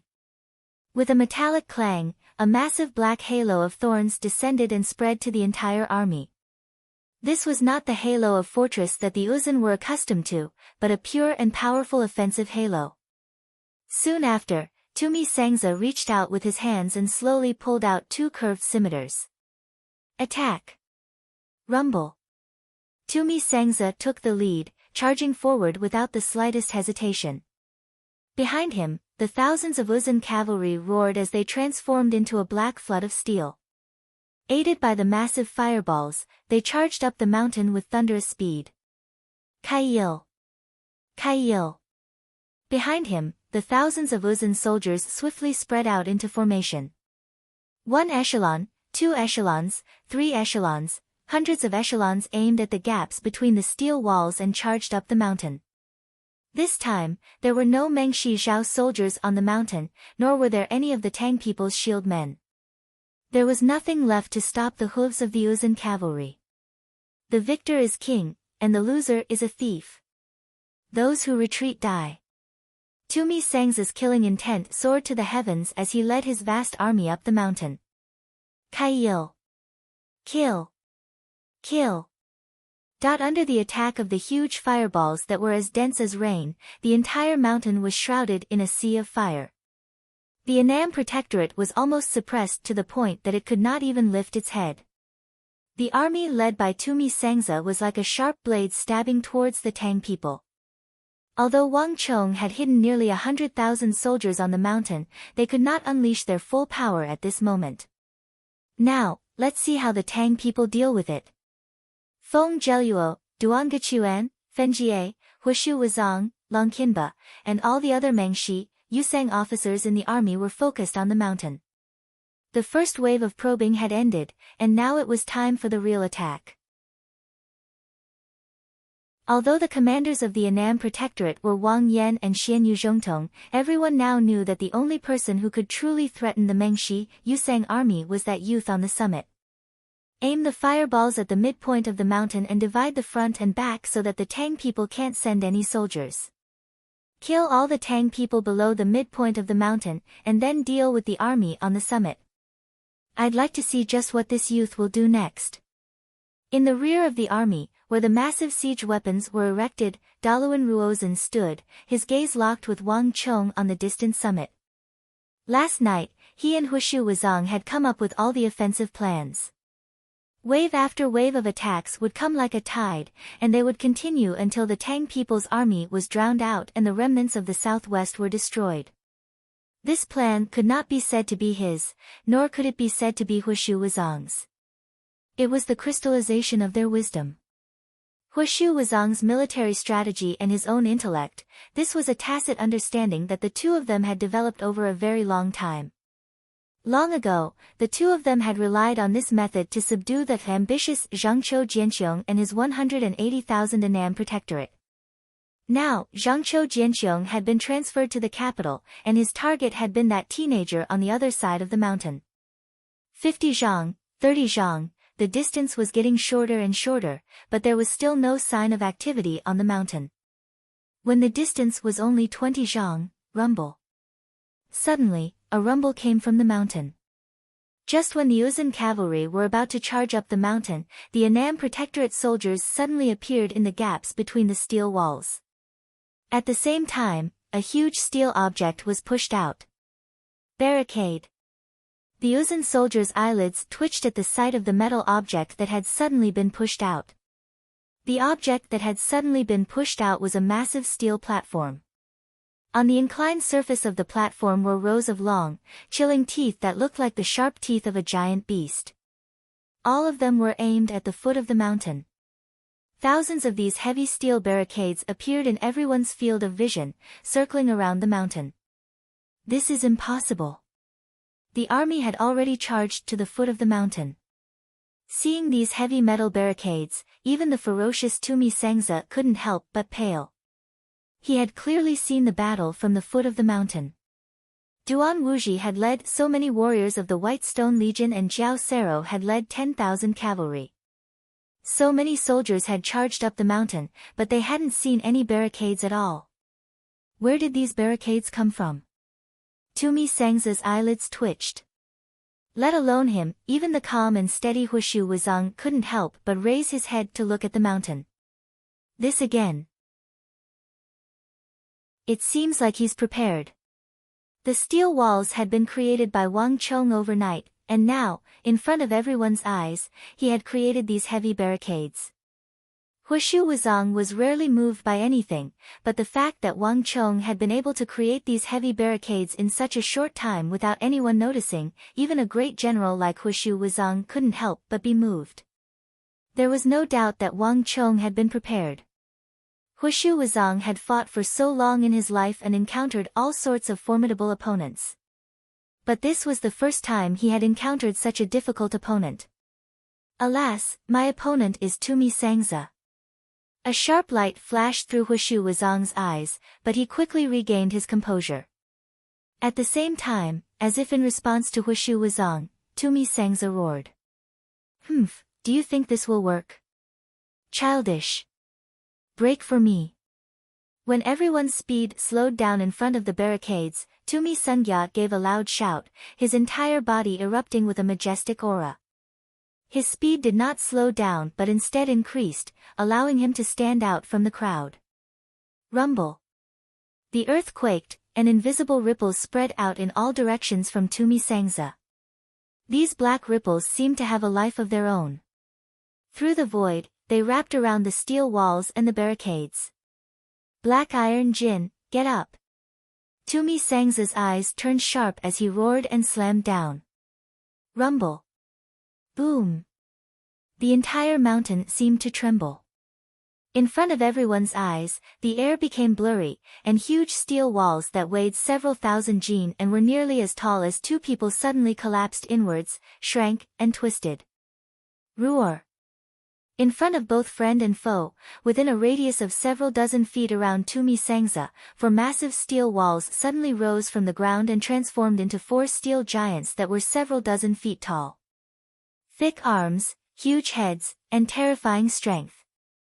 A storm-like aura emanated from these four steel giants. In a flash, everyone, including Wang Chong, who was supervising the battle from the summit, slightly paled. No one was more shocked than Mengshi Zhao's crown prince, Fenjie. This fellow's black iron halo has reached this level of cultivation.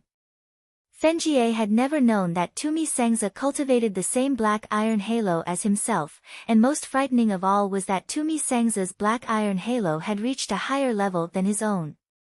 At the very least, Fenjie's ability had not reached the level where he could transform the Tang people's steel walls. Young master, what do we do? At the same time, Chen Shusun turned to look at Wang Chong. The greatest defense of this mountain were the steel modular walls that Wang Chong had laid down. Without these steel walls, Mengshi Zhao and Uzun's cavalry would have been able to charge all the way from the base of the mountain to the summit. Infantry were skilled at defense.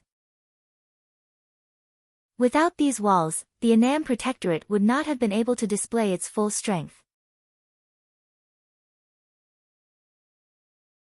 Chapter 583. There's no need to worry.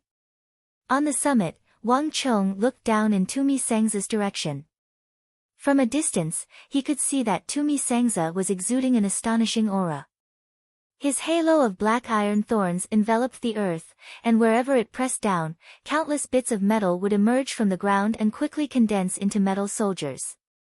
Tumi Sengza's halo of black iron thorns was even more powerful than Fenjie's, so he was able to summon more metal soldiers. In the blink of an eye, nearly 100 metal soldiers had appeared around Tumi Sengza.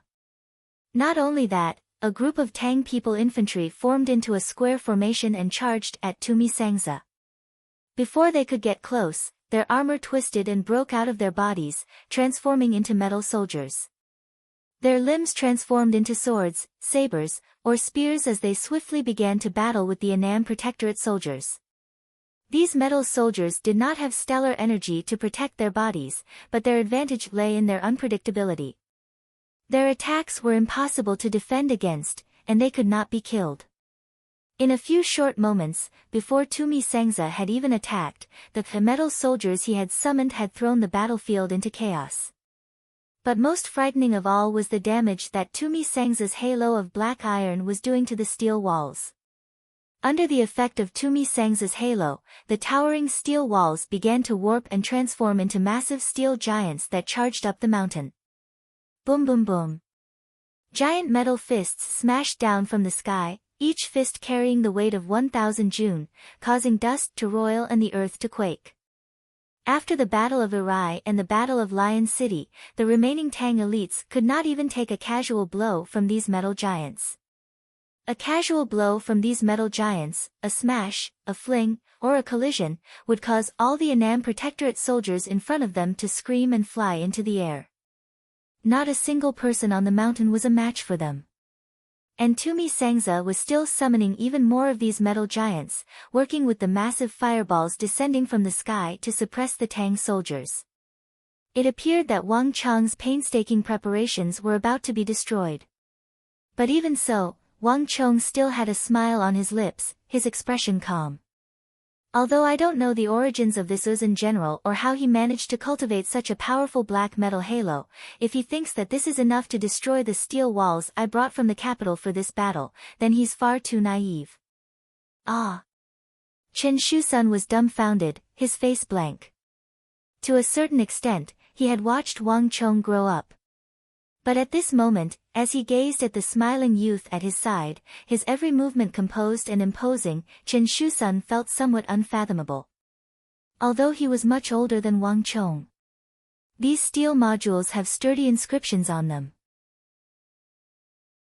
Every steel wall has sturdy inscriptions of various sizes. There are at least thousands of them. If that foreign general only wanted to transform 4 steel city walls, it would be fine. But if he wanted to twist all the steel city walls into his iron men, that would be wishful thinking. He's too naive. Wang Chong indifferently said as he looked down the mountain. Although he was young, Wang Chong's experience, vision, and knowledge left even a veteran general like Chen Shusun in the dust. If Qin Shusun knew that the body of this youth next to him contained the soul of the most powerful and revered war saint in the history of the Central Plains, he would probably be so shocked that he wouldn't be able to speak. The War of the Southwest was the Empire's first war, and also its most important. This was the place where the first domino would fall. This war concerned the future of the Tang dynasty and the Central Plains, so Wang Chong had no path of retreat and had to put all his strength into it. In this war, Wang Chong had not expected to encounter experts with metal element halos like Fengjie and Tumi Sangza, especially Tumi Sangza, whose black iron halo was far superior to Fengjie's, posing a massive threat to Wang Chong's strategy of turning defense into offense. But these steel modular walls were related to the life and death of the 100,000 Annam Protectorate soldiers and the safety of the nearly millions of civilians of the Southwest. Thus, when building these steel modular walls, Wang Chong had spent almost all of his wealth. Wang Chong had invested everything he had gained from the Hyderabad ore and the Wuxi steel swords. Not only that, in order to obtain enough money, Wang Chong had even sold the majority of his spirit vein mountain, causing all the great clans of the capital, the rich and powerful, and even the scions of the imperial household to go crazy. The enormous wealth accumulated from these things was enough to make Wang Chong one of the wealthiest people in the empire. He had more than enough money to build a few cities like Lion City. But in the end, Wang Chong had invested all of it into these steel modular walls. Inside each seemingly ordinary steel city wall, each inch of narrow steel was added with a large number of inscriptions of various sizes when it was cast. Almost all the inscription masters of the capital had been summoned by Wang Chong to participate in this unprecedented operation. This sort of operation had never appeared in the capital before, and no one had ever done it before. One could say that the price of these steel modular walls was far beyond the imagination of ordinary people. This was an operation of wealth. Wang Chong did not have the manpower to change the course of a war, so he could only work from the aspect of wealth. If Tumi Sangza wanted to deal with Wang Chong, if he wanted to turn this mountain of steel walls into ash and create the steel army he desired, he first had to overcome the countless toughening inscriptions of various sizes that Wang Chong had added to the steel walls. Although this was no problem for someone of Tumi Sangza's abilities, it was impossible to accomplish this without paying a price. Buzz! The air twisted and blurred. Wherever Tumi Sangza's halo passed, the steel walls at the base of the mountain would twist and deform as if they were alive. This time, Tumi Sangza's halo of black steel had enveloped at least 10 steel walls. If he could do this, not only would the mountain gain 10 steel giants of boundless strength that could never be killed, a massive hole would also be torn in the Annam Protectorate's defenses. But a moment later, Tumi Sangza's face paled as if he had been dealt a heavy blow, beads of sweat appearing on his forehead. And to his left and right, the steel walls that were on the verge of being deformed by Tumi Sangza's halo instantly returned to normal, as if their connection to Tumi Sangza had been severed. The process of transforming the steel giants had been severed. Although they were still a distance away and massive fireballs were crashing down, Chen Shusun quickly understood that Wang Chong was correct when he saw Tumi Sangza's pale face turn to the summit as if he had seen a ghost. He really can't transform them. Chen Shusun's mind trembled as he suddenly understood. Not even a great general of Wushu Huizong's level might be able to transform all the steel walls I brought into metal element metal men, much less this foreign general. With his abilities, for steel giants was probably his limit. In the future, each additional steel giant he summons will consume a vast amount of stellar energy. If an expert of his level is willing to do this, I would welcome him with open arms. Wang Chong smiled. In front of the mighty war saint, no one could be so calm and relaxed. Not even Daluan Ruozan could do such a thing, much less these foreign generals. War had to be fought step by step. If Uzan and Meng Shizhao hoped to defeat him like this, it was impossible. On the other side, Tumi Sangza clearly understood this principle and quickly changed his strategy. Roar! With a heaven-shaking roar, pitch-black halos exploded from beneath Tumi Sangza's feet. All around him, The steel men fiercely fighting on the front lines seemed to be attracted by a magnetic force, rising into the air and sucking toward Tumi Sangza's body. Clang clang clang. With a shrill clattering of metal, countless steel men and metal scraps drifted out of the ground and attached themselves to Tumi Sangza's body. These steel men and metal scraps rapidly melted, transforming into a thick armor that wrapped around Tumi Sangza. Tumi Sangza's figure continued to rise higher and higher. In just a few short moments, Tumi Sangza had vanished, replaced by a stalwart steel giant that was 10-some zhang tall and seemed like a demon god. Dust roiled around him, soaring into the sky as a massive aura exploded from the steel giant's body. Where did this fellow come from? Isn't he too powerful? Not even Jiao Sero is as powerful as him. Uzun actually had such a powerful expert.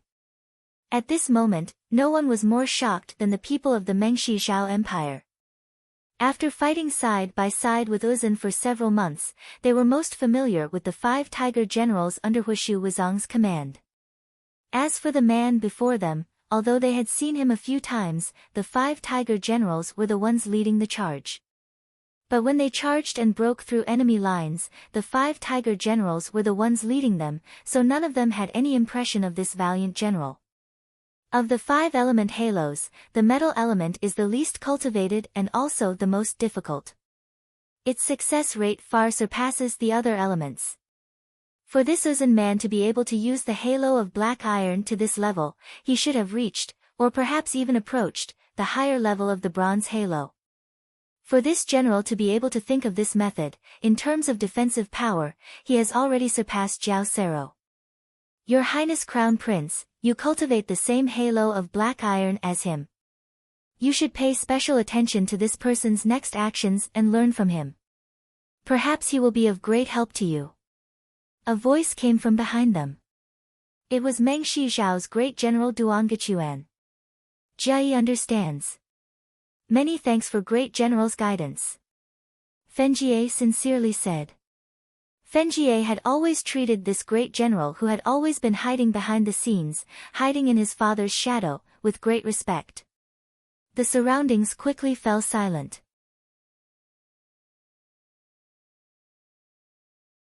Chapter 584. Bang! The 10-zhang-tall metal giant smashed down with his fist, sending a steel wall several dozen zhang high flying, sending 10-some Annam Protectorate warriors flying. Several dozen zhang away, the steel wall crashed to the ground, sending up a cloud of dust. Jiao Sero, useless thing. Watch as I slaughter these Tang people. I'll show you what a true expert of the plateau is, a mighty eagle in the sky. Tumi Sangza's loud voice resounded through the sky in Uzun. With a single step, he crossed the distance of 28 zhang and began to ascend the mountain. Hung, he casually punched out again.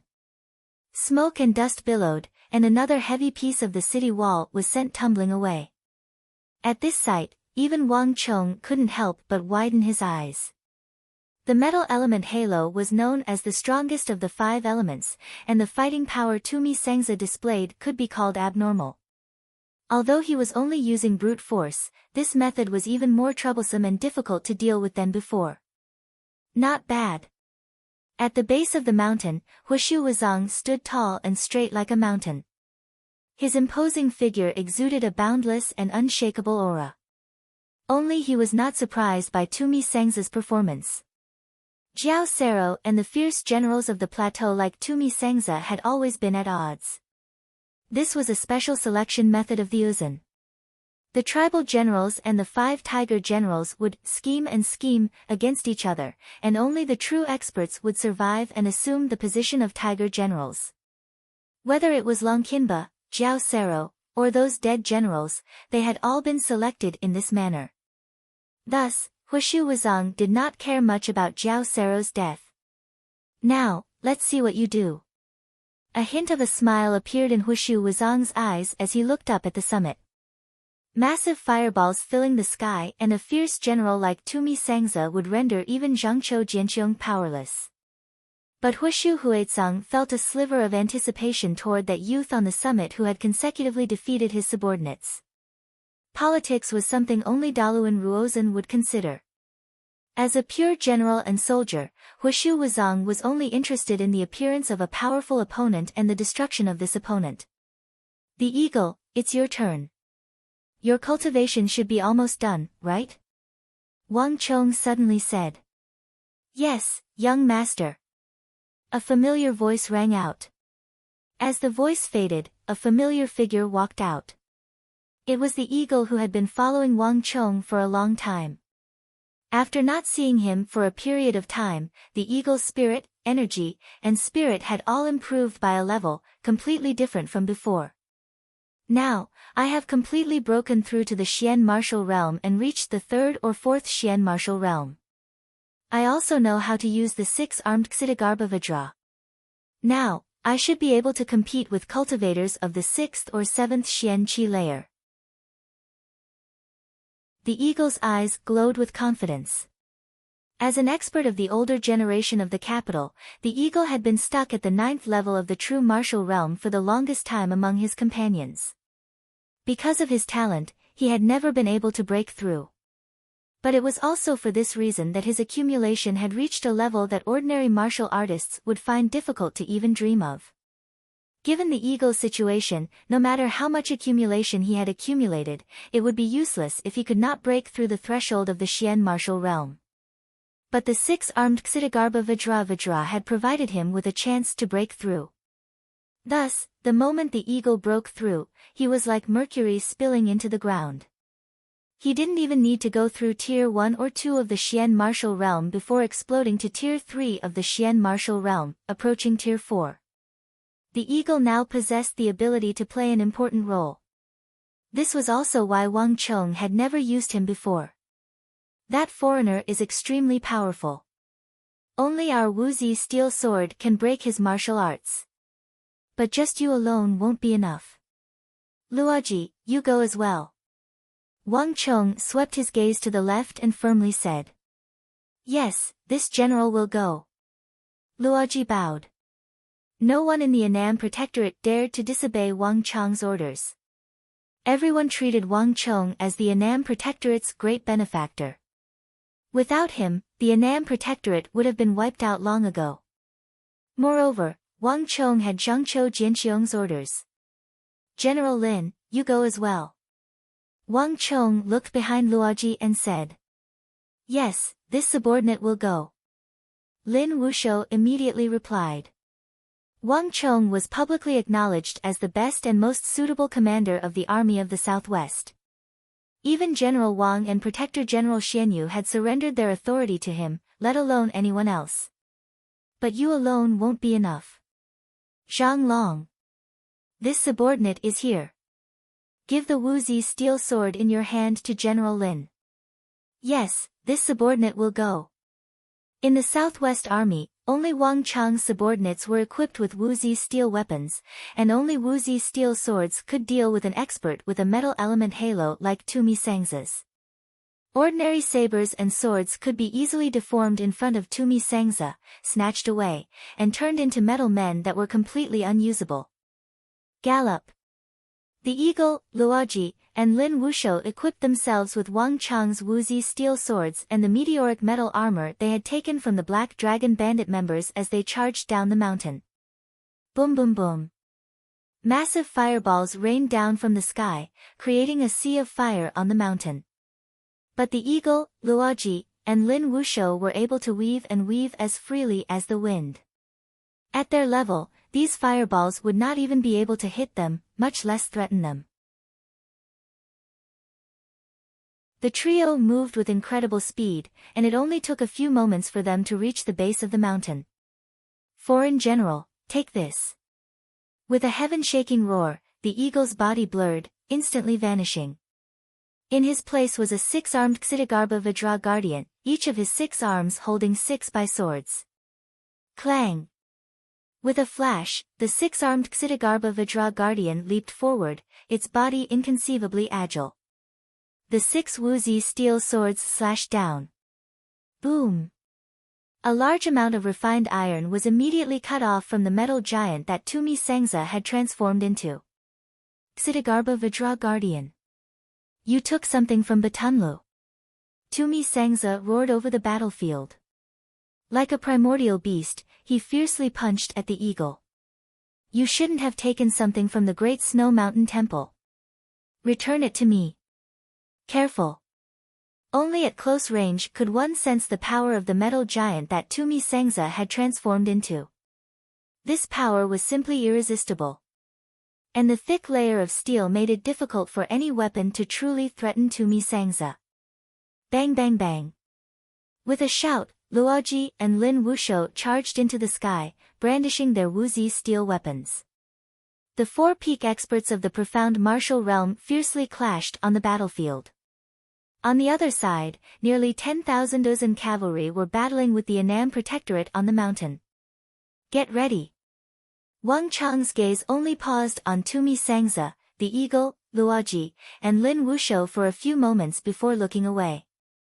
As a commander-in-chief of an army, what he needed to pay attention to was never a battle between two generals.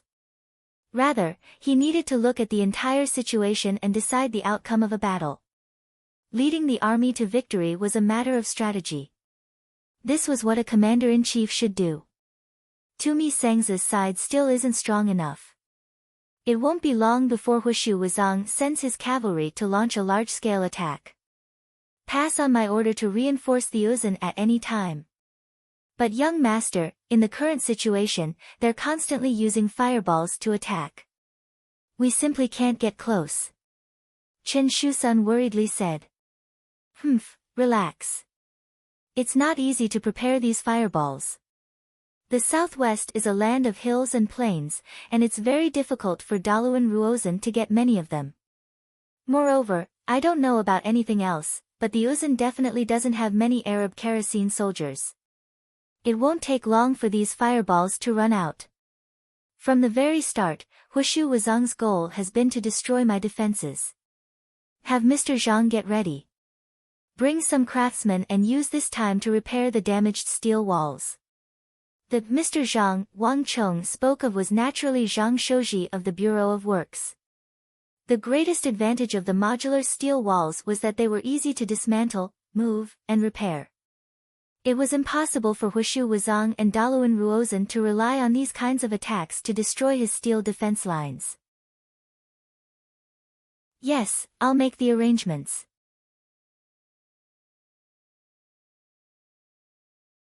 Chapter 585.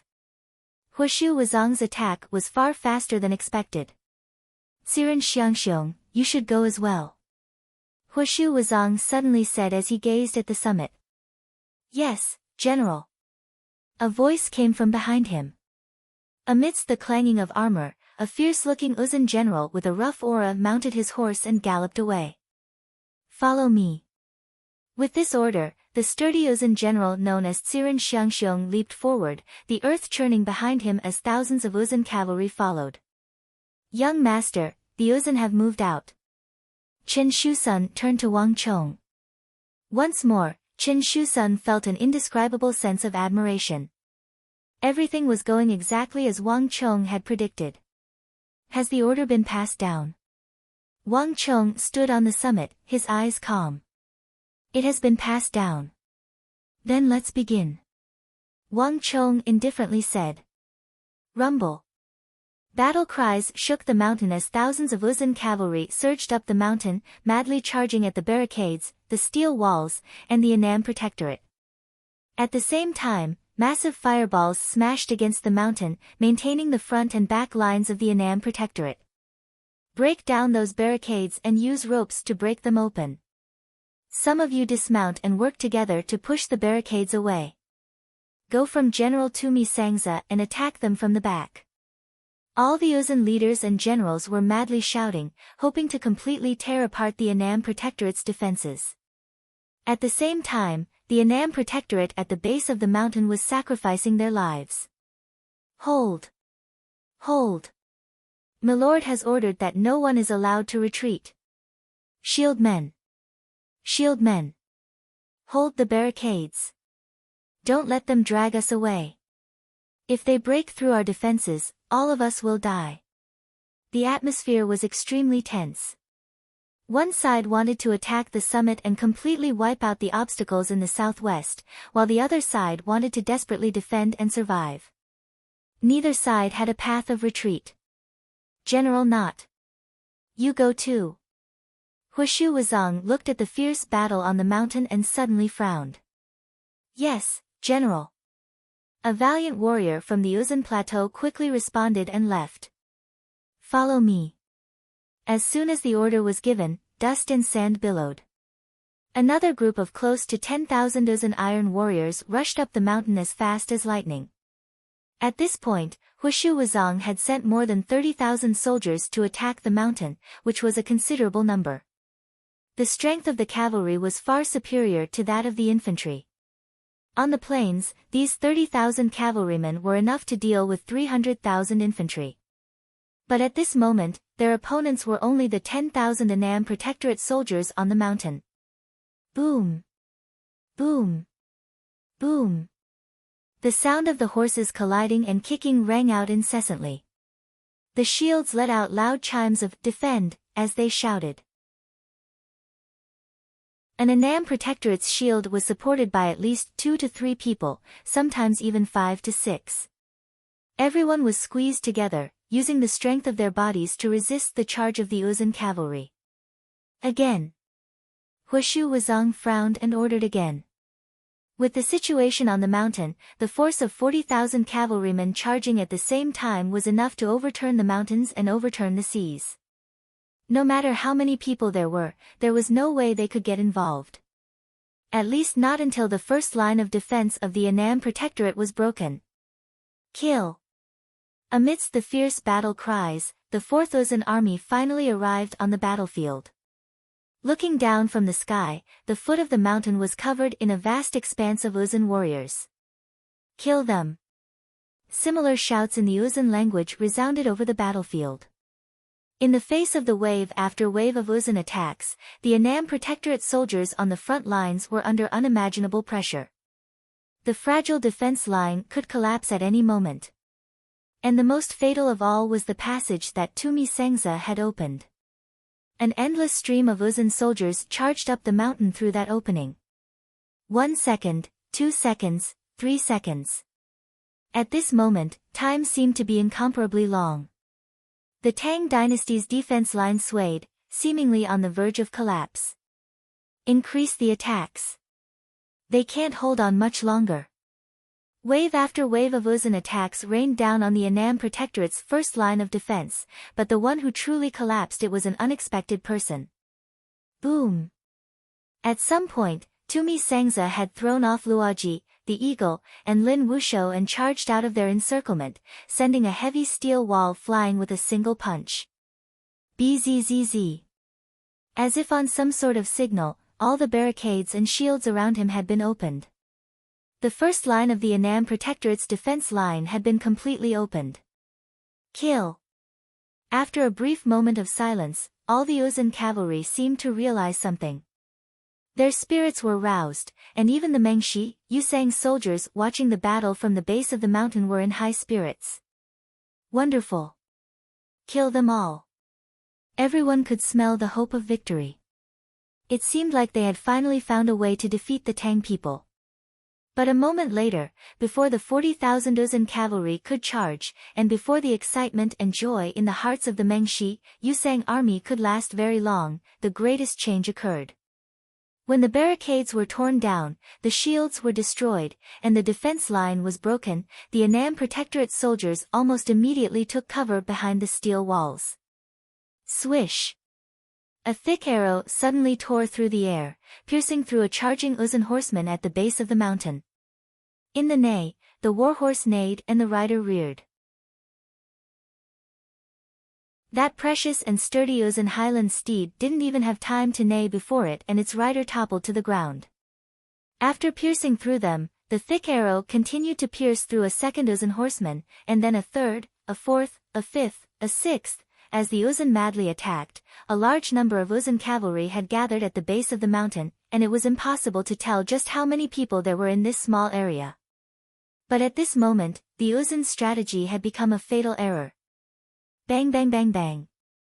The arrow pierced through 10 some Uzun horsemen, leaving behind a straight, bloody hole. Only then did it stop and fall from the sky. The Tang people's ballistae. A panicked voice rang out, a voice that made everyone tremble in fear. At this moment, all the Uzun soldiers gathered at the base of the mountain felt their blood freeze. The Uzun were famed for their thick plate armor, but this plate armor had a perfect nemesis, the ballistae of the Tang dynasty. The massive bolts fired from those ballistae could easily pierce through all the Uzun soldiers in a straight line. There was no mistaking that terrifying explosion just now.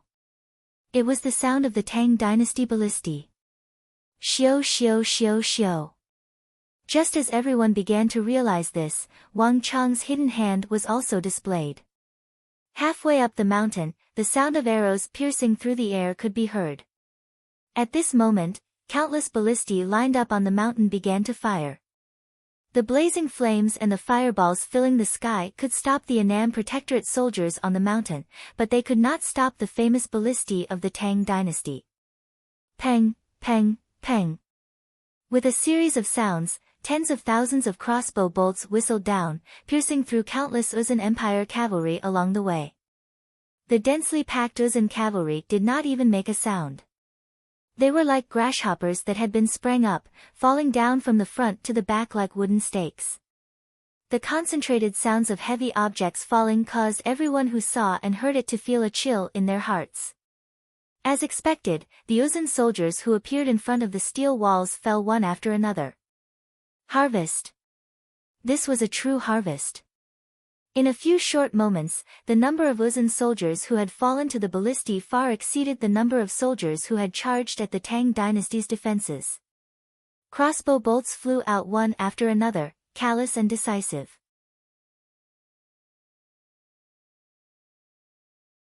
Chapter 586. Bastard. This brat is too crafty. In Meng Shi Zhao's army, Fenjie clenched his fists. He was sure that Wang Chong had arranged for these ballistae to be there when Tumi Sengza had attacked. In the previous battle, those ballistae had never been there. Even Meng Shi Zhao's sea of fire was used by him. This fellow is truly terrifying. The Wang clan is known as a clan of ministers and generals, but this sort of foundation is too frightening. The Meng Shi Zhao generals were also alarmed, a deep apprehension rising in their hearts. What sort of person was Daluan Ruozhen? What sort of person was Huishu Wuzong? Although Meng Shi Zhao and Uzun weren't enemies, there was no one on the southwest border who didn't understand these two. If either of these two had appeared on Meng Shi Zhao's border, everyone would have felt as if they were facing a great foe. But this youth called Wang Chong was actually able to face them head-on, attacking and defending at the same time. Even Daluan Ruozhen's fireballs were being used by him to protect himself and neutralize the attacks of the Uzun.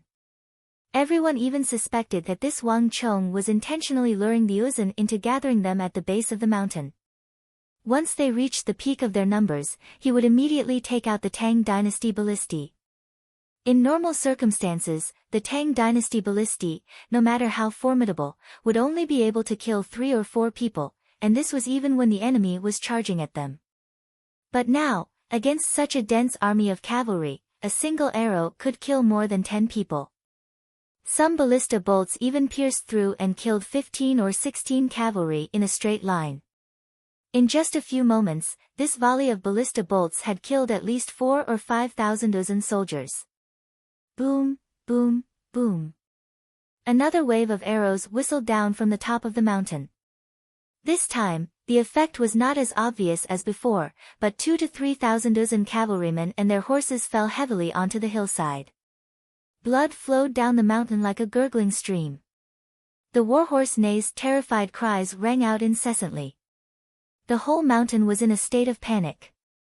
This scene caused Huishu Wuzong's eyelids to twitch madly. Even though he had been in the southwest for so long, had clashed with the Tang people many times, and had seen the power of these weapons of the Tang dynasty more than once, even though he was a veteran of battle, he still found it hard to remain calm when he saw the ballistae in Wang Chang's hands.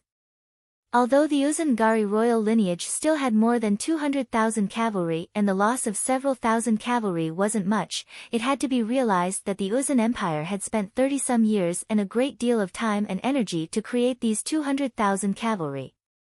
Even if the Uzun people wanted to create another one in such a short time, it would not be so easy. Change targets. Destroy those Tang dynasty ballistae. Hushu Wuzong suddenly raised an arm and firmly ordered. Yes, General. Before the order could reach the rear, a new change occurred on the hillside. After 2 volleys of arrows, Tang dynasty ballista soldiers suddenly appeared and swiftly pulled the ballistae back behind the steel walls. In just a few seconds, the ballistae vanished without a trace, just as if they had just appeared. But at this moment, Tumi Sangza, Siren Xiangxiong, and Zhajiexiji, the 3 warriors of the Uzun 8 tribes, felt a deep sense of apprehension. The fact that the Tang dynasty had withdrawn the ballistae was far more worrying than if they had allowed them to continue firing. No one knew when the ballistae would reappear and fire again. This sort of feeling was almost impossible to guard against. Moreover, the ballistae of the Tang dynasty needed to be reloaded after firing 2 or 3 bolts. By withdrawing the ballistae, Wang Chong could use this opportunity to reload, and when they reappeared, they would be reloaded with bolts. At that time, it would be a new round of harvesting. Everyone who understood Wang Chong's strategy felt a chill in their hearts. This was not the first time the ballistae of the Tang dynasty had appeared, but no one had ever used them to such a terrifying degree like Wang Chong. Damn it! Delay them for me. As long as we can delay those Tang people, they won't be able to fire normally. Someone, charge. Destroy those ballistae. Pay attention, use their steel walls to dodge. The Uzun army had no lack of intelligent people, and some of them immediately saw through the crux of this matter. If they tangled with the Tang people and began to fight, the Annam Protectorate would have some misgivings and would never randomly fire ballistae. In addition, the steel walls that Wang Chong had set up on the mountain could also be used to dodge the attacks of the ballistae. But the Uzun were famed for their cavalry charges, and they excelled at offense. Defense and positional warfare were things that only the infantry of the Tang dynasty excelled at. If the cavalry hid behind the steel walls, there would be no point in attacking. Bastard! Follow me. Tumi Sangza, wrapped in thick metal armor, suddenly roared. A pitch-black halo of thorns shook the area. Cries of alarm rang out as the armor of the Tang people's soldiers burst out of their bodies, transforming into hundreds of metal men that charged into the sea of fire and the ballistae. At the same time, Tumi Sangza struggled to free himself from the attacks of the Eagle, Luoji, and Lin Wuguan. His mountainous steel body charged up the mountain. The blazing sea of fire didn't even reach the metal giant's knees and was completely incapable of harming him. Rumble. The entire mountain trembled beneath Tumi Sangza's footsteps. But before Tumi Sangza could take more than a few steps, he seemed to sense something. His body shook and he raised his head. In the overcast sky, a massive ball of fire like a blazing sun grew larger and larger. With a boom, it crashed into a place 10-some zhang away from Tumi Sangza. Flames, shockwaves, and explosions swept out in all directions. But as this massive ball of fire fell, the sky instantly fell silent. No more fireballs fell. At some point, the siege weapons in the rear had used up their last fireball. This dense rain of fireballs had finally come to an end. For a moment, the entire mountain was deathly still, not a single sound coming from it. It's over. On the summit, Wang Chong watched as the final fireball fell, a hint of a smile on his lips. Everything had gone as he had expected. No matter how monstrously intelligent Daluan Ruozhen was, no matter how meticulous he would never have predicted that he would be here, nor that he would have built a lion city and a steel fortress in the southwest.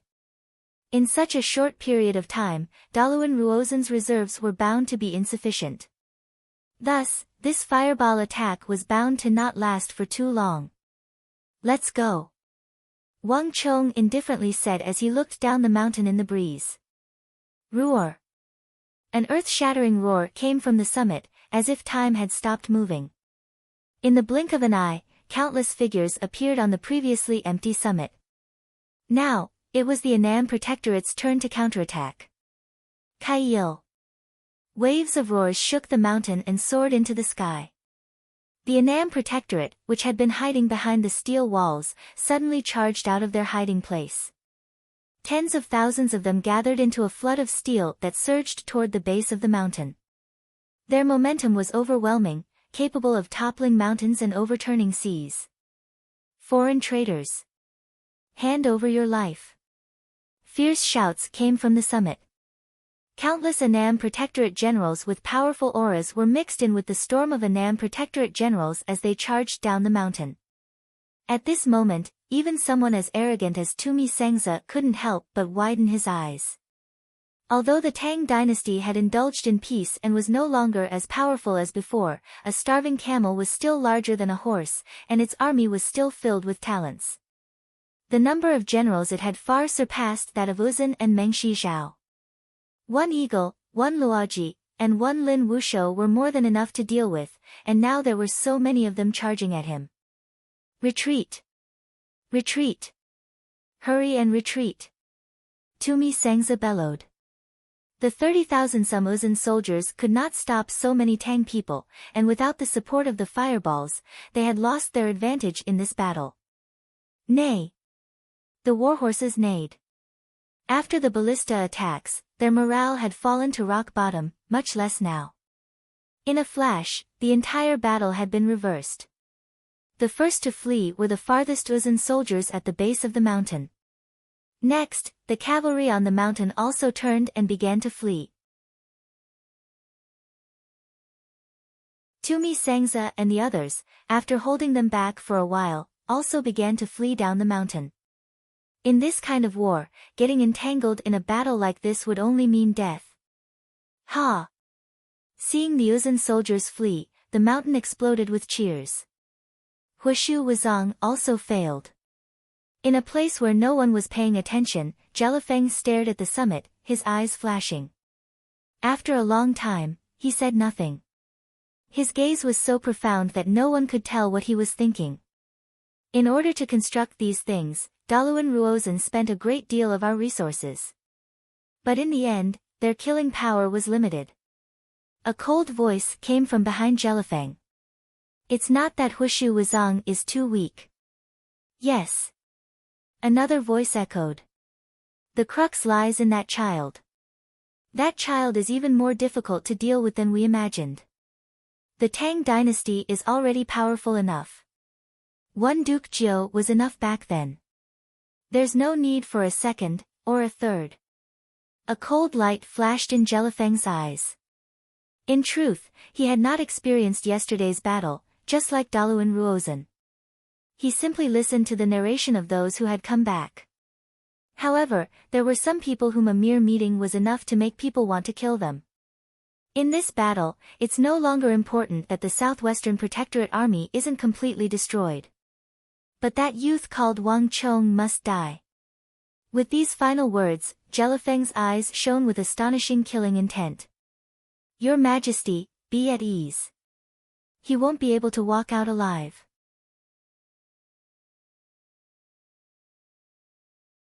Chapter 587.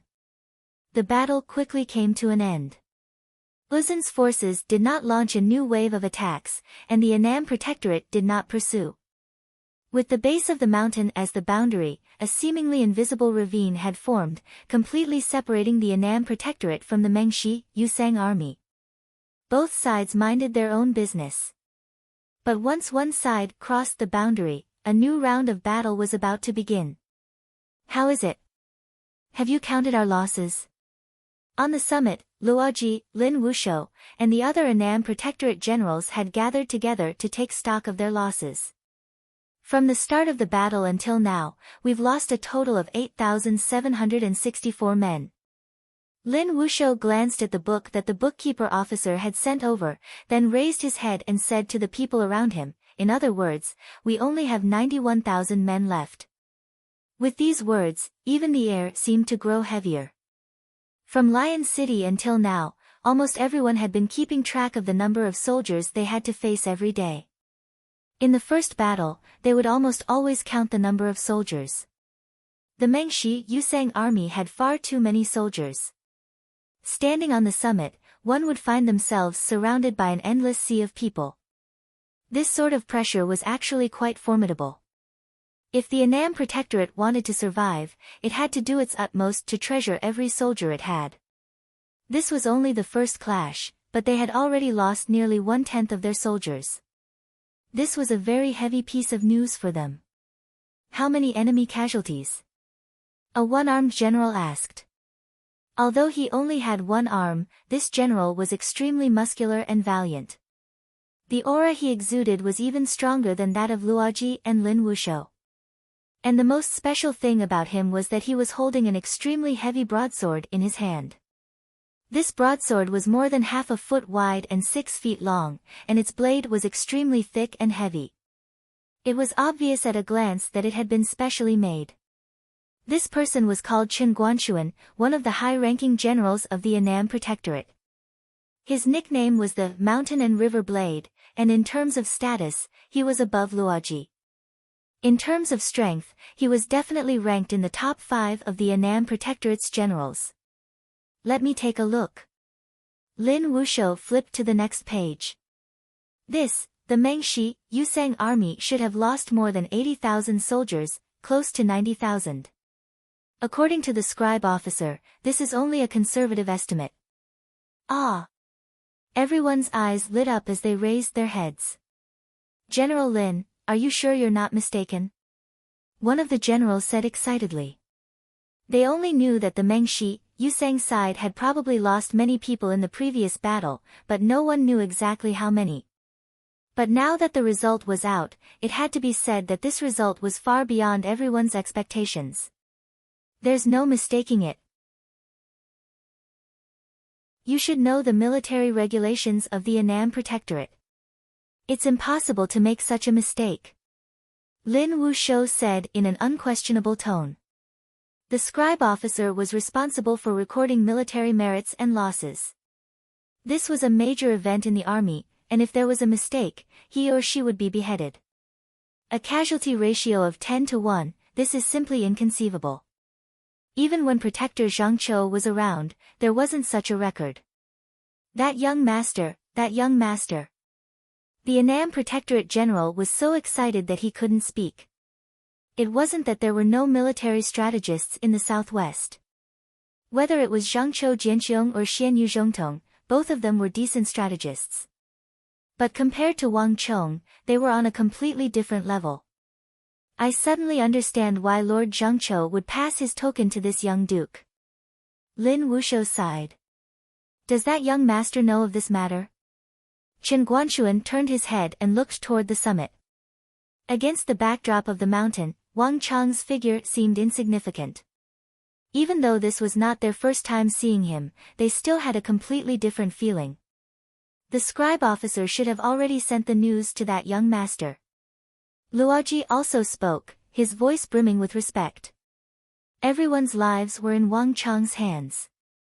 In the southwest, it was impossible to find a more skilled strategist than Wang Chong. No. It wasn't just the southwest. At this moment, everyone felt that the young master's mastery of the art of war was probably the highest in the Central Plains. Let's go. Let's go see the young master as well.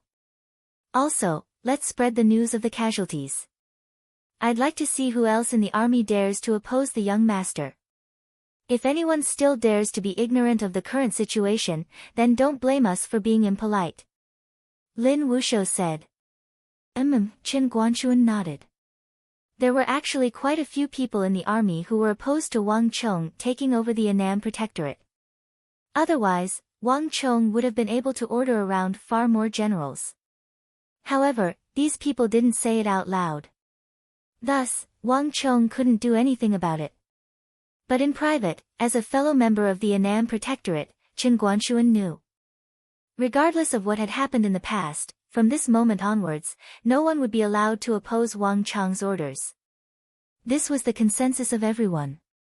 Turning around, the group quickly headed up the mountain.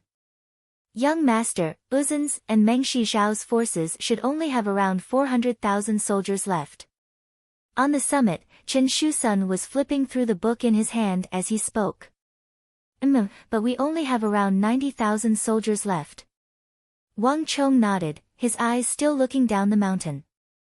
The advantage of standing on the summit was that one could see all the movements of the Mengshi, Yusang army.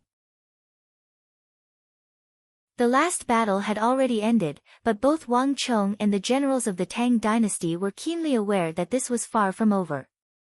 Hushu Wuzong would not easily concede, nor would Daluan Ruozhen. Even Jelifeng and Duangachuan, these top-class figures of the Mengshi, Yusang army, had yet to truly take action. His father and protector General Zhangqiu Jianxiong were still standing on the summit. The top-class forces had not yet been mobilized, so this battle was far from reaching the point where the map had been drawn and the dagger revealed.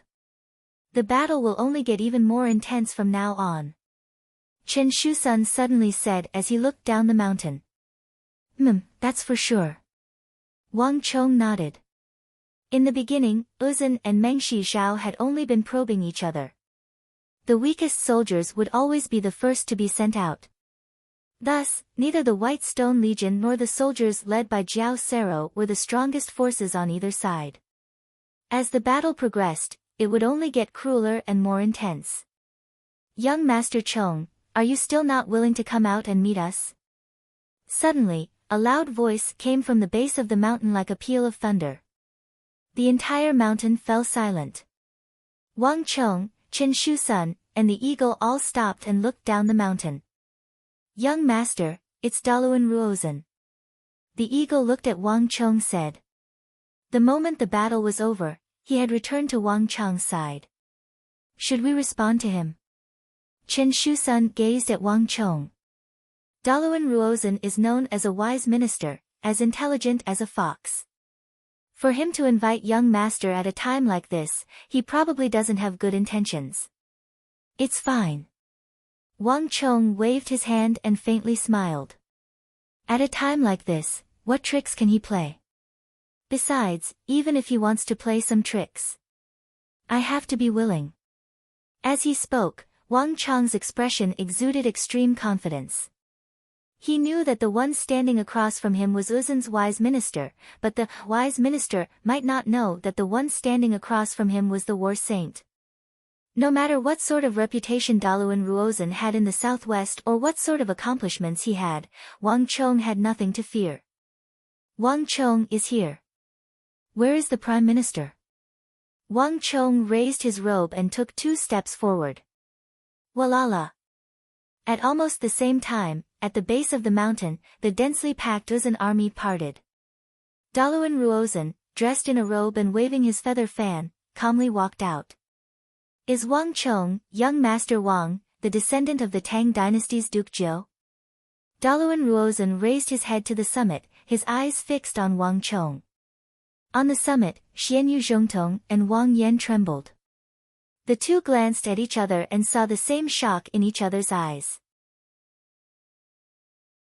It was already impressive that Daluan Ruozhen could guess Wang Chang's name, but for him to guess that he was Duke Zhou's descendant, he had clearly thoroughly understood Wang Chang's identity and background.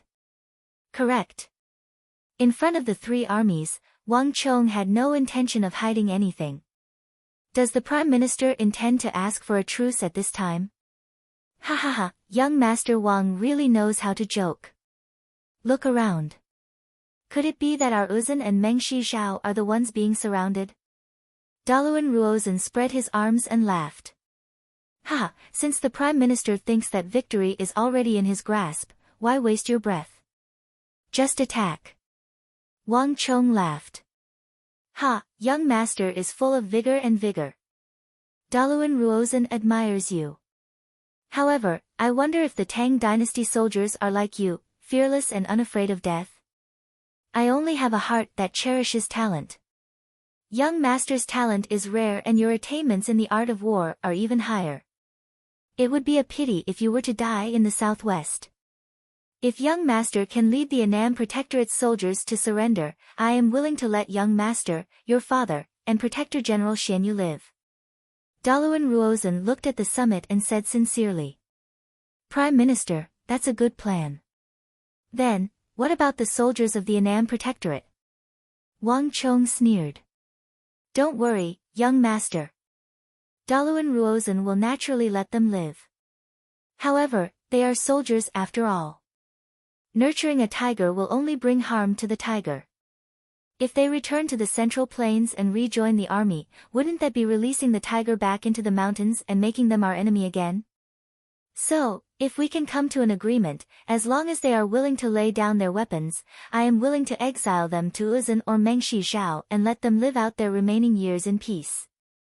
This is also a compromise.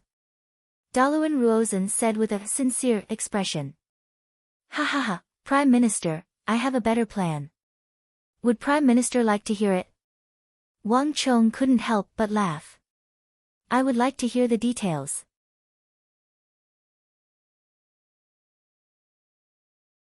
Chapter 588. If Prime Minister is willing to lead these Uzan cavalry into surrender and then have the Tsempo enter the capital to beg for forgiveness from the Holy Emperor, he might be able to ensure the safety of Uzan and secure a corner of the Uzan plateau. Otherwise, a calamity will descend upon us. Wang Chang's words caused Daluan Ruozhen, Huishu Wuzong, and all the other generals of the Ngari royal lineage to pale. This was because Wang Chong had spoken in Uzan. Brat, how dare you? You dare to offend the Tsempo. An Uzan general angrily bellowed, seemingly unable to restrain his rage. The other generals also had angry looks on their faces. Although the Uzan Empire was divided into 4 royal lineages, the Tsempo possessed the supreme status. Even Daluan Ruozhen and Huishu Wuzong had to be respectful before the Tsempo, not daring to overstep his bounds. Young Master Wang, I believed that you were a refined person and that we could have a chat. I didn't think that you would be so impulsive. It won't do you any good to offend the Tsempo. Daluan Ruozhen said, a displeased look on his face. In Uzan, the Tsempo's status was even higher than that of the Holy Emperor. The reason was very simple. Although the Uzan Empire seemed to be divided into 4 royal lineages, the Tsempo's status surpassed all.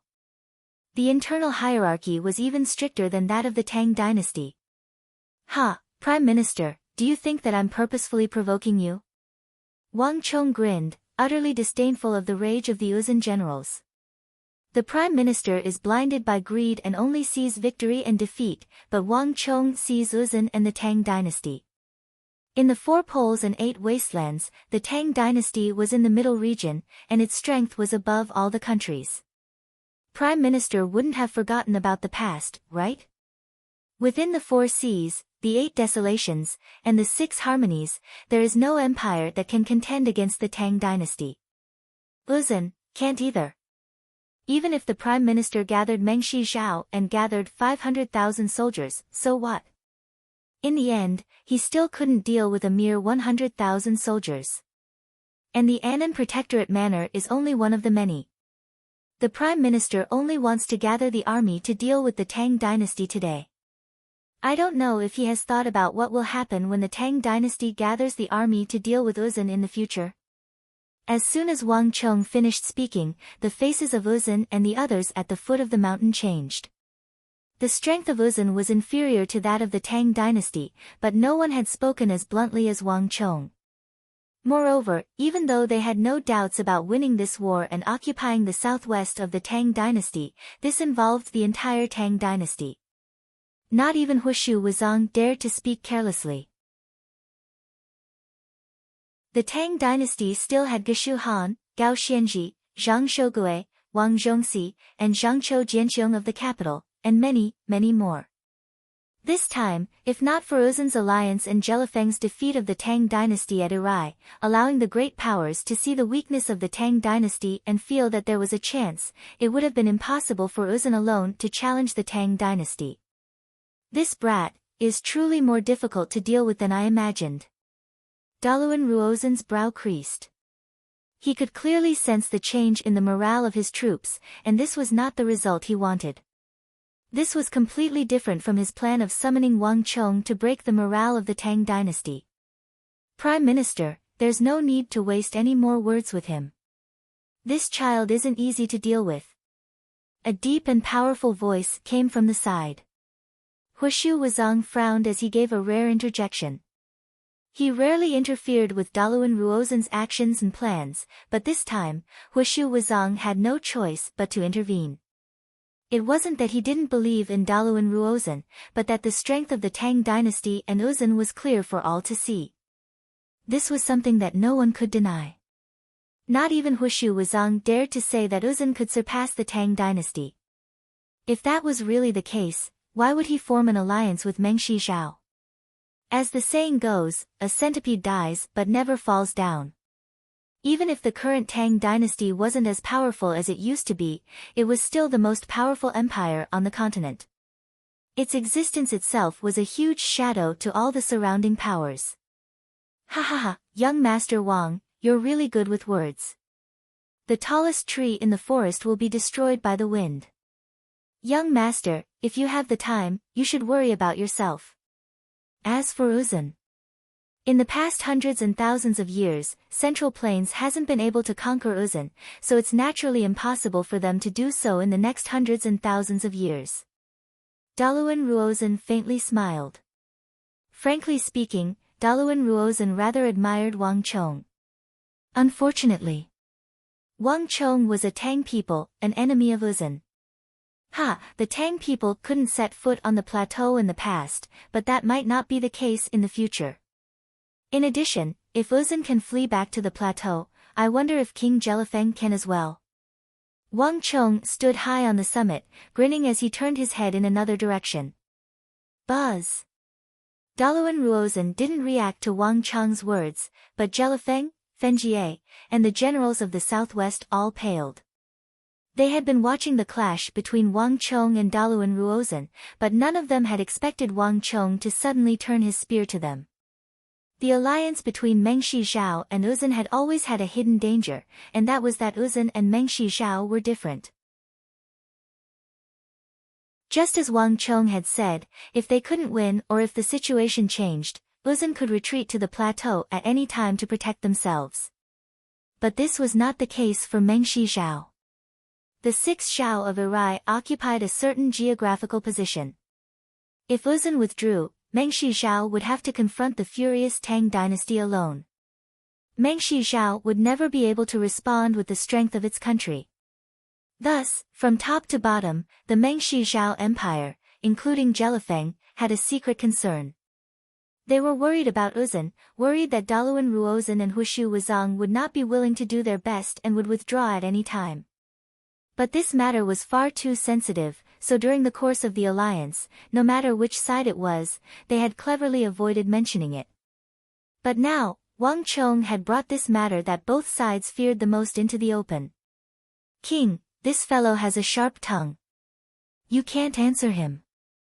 Although Daluan Ruozen is known as a wise minister, he has truly found the wrong target this time. Next to Jelifeng, a fierce general of Meng Shizhao couldn't help but say.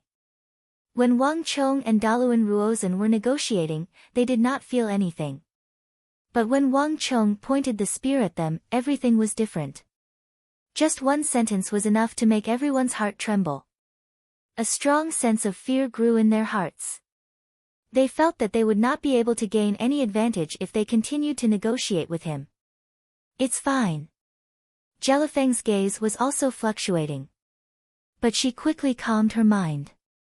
She waved her hand and said, he's just a teenager. Since he took the initiative to answer, if we ignore him, it would be too cowardly. If we don't even have this bit of courage, and are afraid before we even see the holy emperor of the Tang dynasty, then what right does our Meng Shizhao have to compete with the Tang dynasty? This, Jelifeng showed no hesitation. As the hegemon of the southwest, a titan, if he didn't even have this boldness, then he would be a fool to call himself a hero. Young Master Wang is full of knowledge and talent. We are older than you by a generation, so we will not quibble with you. The Mengshi-Yusang alliance has its own principles, so young Master Wang need not worry. But now that I think about it, your Wang clan and I are old friends. I once met your esteemed ancestor in the capital, and now that I think about it, his conduct and demeanor are still worthy of admiration. If young master is able to return, please send my regards. Young master, this Jellyfang is a crafty old fox. You can't fall for his tricks. The eagle's eyes widened as he hurriedly tried to stop Wang Chong. After staying in the capital for so long, the eagle had been influenced by what he had seen and heard. If Jellyfang's words were to reach the capital at dusk, the memorials of impeachment from the old imperial censors would fall like snowflakes. With so many people bearing witness, it was impossible for the Wang clan to escape the crime of colluding with Mengshi Zhao and rebelling against the Tang dynasty. Even if this crime was cleared in the future, it would forever be a stain on the Wang clan. Whether it was in the government or in the military, they would encounter many obstacles, making it difficult for them to rise. It's fine. Wang Chong grinned.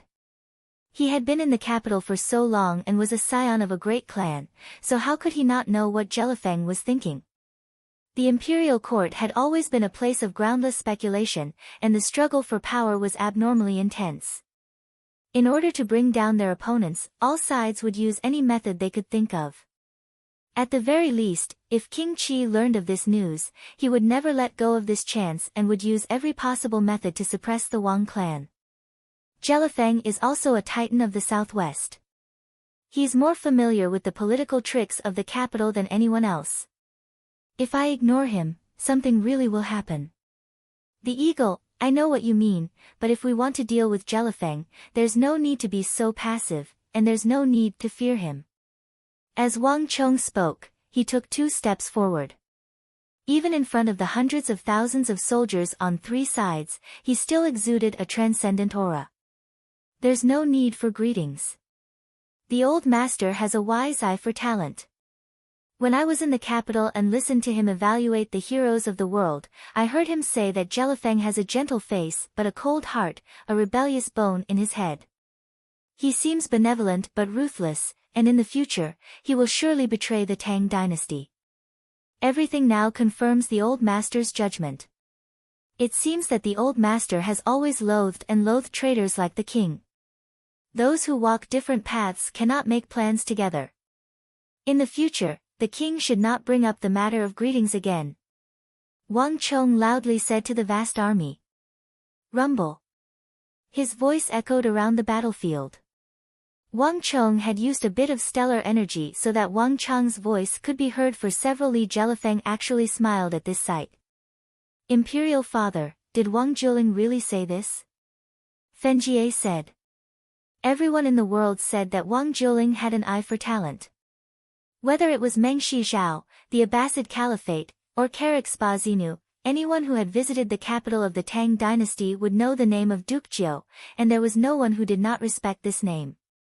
The Tang dynasty's current prosperity was inextricably linked to Duke Jiu. Even in a distant foreign land, he knew of the stories between the holy emperor of the Tang dynasty and the virtuous prime minister Duke Jiu. As a hostage in the Tang dynasty, Fenjie naturally had the same respect for the name of Duke Jiu. In this aspect, he was completely different from Jellyfang. You also believe it? It's just that brat's nonsense.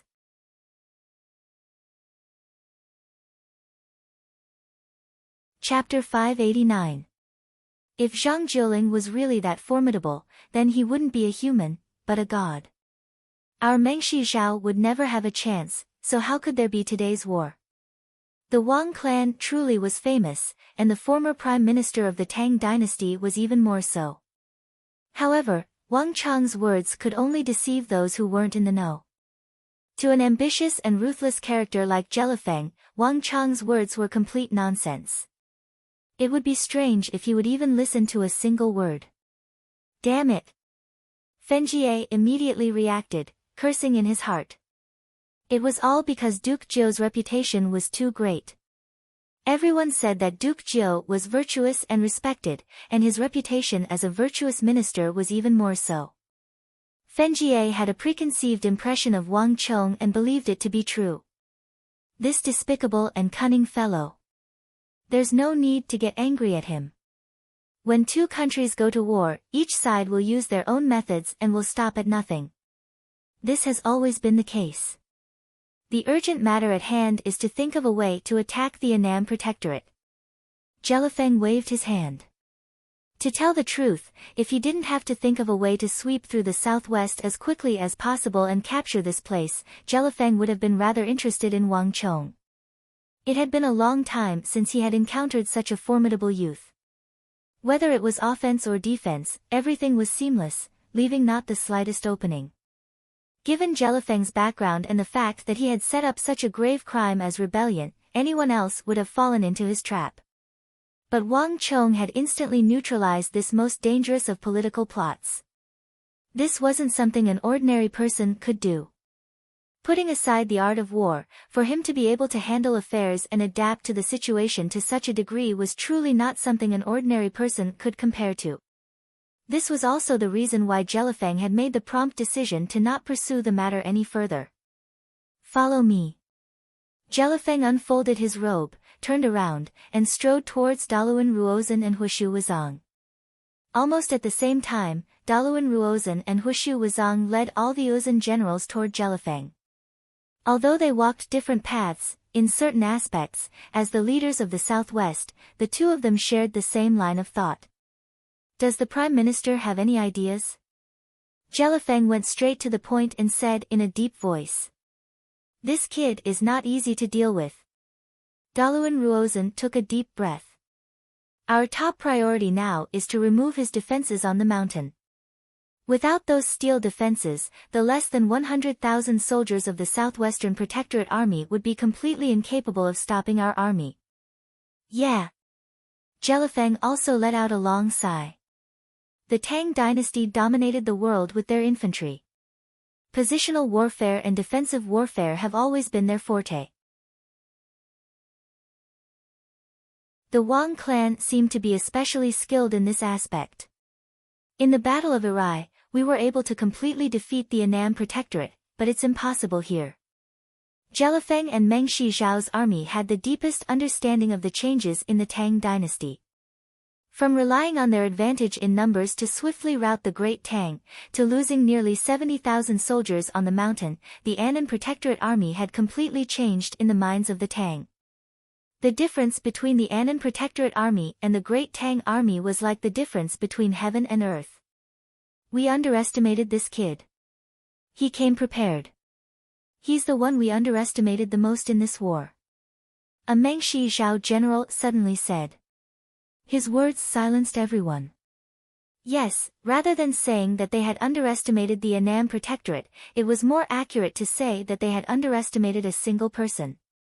Whether it was Lion City, these scattered fortresses, or even the massive transformation of the Annam Protectorate, they had all been brought about by a single person. From a certain perspective, this war was a war between the Mengshi, Yusang army and one person. That person from the Tang dynasty had only sent one person to completely tip the scales of this war, as well as alter the course of this war that should have been in the bag. Imperial Father, Prime Minister, and generals, I feel that we shouldn't overestimate that kid in this matter. Fenjie suddenly spoke, a pensive look on his face. Oh. These words instantly attracted everyone's attention. Does Your Highness Crown Prince have a wise opinion? Daluan Ruozan faintly smiled, appearing to be all ears. I wouldn't dare to say that I have a wise opinion, but has everyone forgotten why the Tang people chose to break out of the encirclement? Fenjie said pensively. Buzz. Fenjie's words caused everyone's eyes to brighten. Indeed, in terms of safety, Lion City was even safer than this place. The Annam Protectorate had chosen to break out of the encirclement rather than remain in the city for a very simple reason. They ran out of food. A Meng Shizhao general suddenly said, revealing the crux of the problem. That's right. The Annam Protectorate left Lion City because their food supply was about to run out. There are nearly 100,000 men and horses. The people and horses have to eat, drink and poop. This is not a small number. Fenjie's eyes shone with a sharp light, his gaze growing sharper and sharper. No matter how formidable that brat is, do you think he can conjure up enough food for 100,000 soldiers? The war in the southwest has only been going on for a little more than a month. Before the soldiers have moved, the rations have moved. This one once lived in the Tang dynasty, so I was fortunate enough to have some understanding of them. The Tang dynasty is different from us. Their territory is vast. In order to gather an army of 100,000 soldiers, they would need to gather them from all the prefectures and counties of the empire. The entire process is time-consuming and laborious, requiring a very long time. When I was studying in the capital during the Tang dynasty, I was fortunate enough to look up the historical records of the Tang dynasty. For the empires of the Central Plains, a 3-month war requires 3 years of food preparation and preparation. Moreover, the further north they go, the poorer the land and the lower the yield. They aren't like our Mengshi Zhao, where the sun is abundant, and we can produce more rice than them. Thus, I can be sure that the Tang dynasty cannot prepare enough food for 100,000 soldiers in a short period of time. Even if that brat has wings on both sides, he can't conjure up enough food for 100,000 soldiers. Even if they surround the summit so tightly that not even a drop of water can trickle through, as long as we surround them and don't attack, they will die without question. When the time comes, it won't be us who will attack them, but them who will have to think of a way to break out and leave. As he spoke, Fenjie clenched his fists, his eyes blazing. Putting aside his status as the crown prince of Mengshi Zhao, no one had ever been able to outshine Fenjie in front of so many people like Wang Chong. Although Fenjie had never said it, he had long ago viewed Wang Chong as a thorn in his side. Your Highness the Crown Prince speaks correctly. Even if we don't do anything, as long as we don't let the Annam Protectorate escape, they will quickly collapse without enough food. No matter what, they have no chance of winning this war. A Mengshi Zhao general immediately agreed. Jelifeng slightly creased her brow, but she said nothing. Ha, Your Highness the Crown Prince's view coincides with this one's. But right now, there is still a small problem. Daluan Ruozhen faintly smiled as he suddenly spoke. Oh. Fenjie's brows rose, but he quickly lowered his head and modestly said, I would like to hear Prime Minister's wise opinion. Ha, Your Highness the Crown Prince is a dragon among men. It's already quite good that you have noticed this. The problem of food truly is the lifeline of the Tang people, but this war is somewhat different from the past. Why does Your Highness the Crown Prince believe that we can attack the Tang people without worrying about attacks from other sides? A look of hesitation appeared in Fenjie's eyes. Prime Minister's opinion is. Just as that Wang Chong said, the Tang dynasty has 4 prefectures, Annan, Anshi, and Anbei, as well as 5 armies, Longshi's Big Dipper army. Right now, the other 4 armies have no time to deal with us because we have reached an agreement with the Abbasid Caliphate, Karak Spazinu, the Eastern and Western Turkic Khaganates, the Goguryeo Empire, the Shi, and the Khitans. The tallest tree in the forest is the first to be blown down by the wind. It's not just us who want to deal with the Tang dynasty, but them as well. Thus, this is the reason they are willing to help us restrain the Tang dynasty's forces. But if we drag things out for a long time and we can't take the southwest, then the situation will be completely different. Once they believe that the Tang dynasty is still the same Tang dynasty, undefeatable, they will retreat. At that time, all of you should know what we will be facing. Daluan Ruozhen's words instantly silenced everyone. In truth, this was not some profound problem.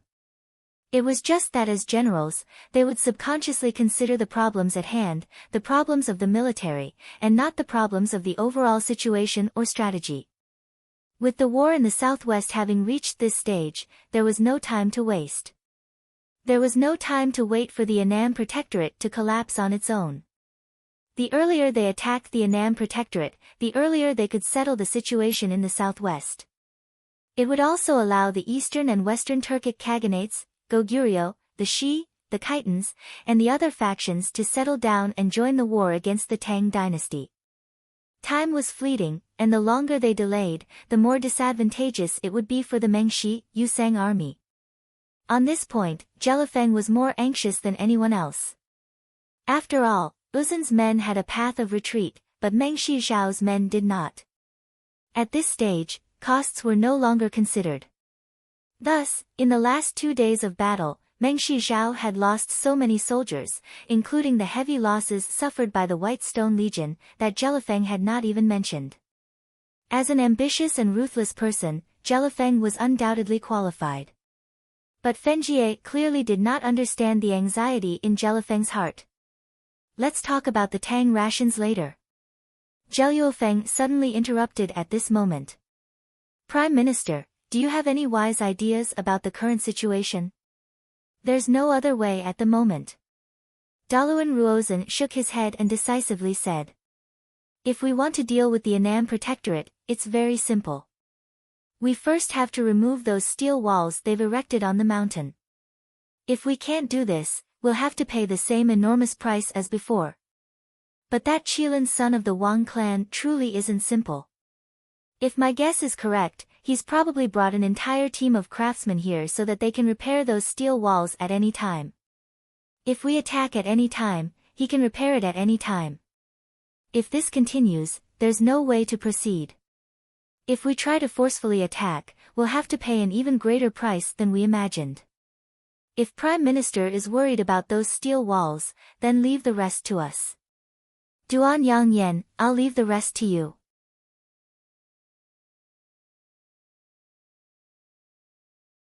Chapter 590. Don't worry, Your Majesty. I will definitely complete the mission. The general named Duan Yangyan turned around and left amidst the clanging sound of his armor plates. Since Your Majesty has already made arrangements, then Daluan Ruozhen will wait for good news from Your Majesty. If Your Majesty needs anything, please let me know. Uzun will definitely do his best to help. Daluan Ruozhen said quickly. Well, Prime Minister, thank you for your hard work. It's time for us to do something. Jelifeng just nodded and separated from Daluan Ruozhen. She quickly turned around and left. Do you really believe what His Royal Highness said? Besieging but not attacking, and the Tang people will collapse? After leaving the meeting place, Huishu Wuzong suddenly said. When Daluan Ruozhen and Jelifeng were talking, he basically remained silent the whole time and did not intervene in their conversation at all. But at this time, he suddenly spoke. Some things are not easy to say in front of His Royal Highness.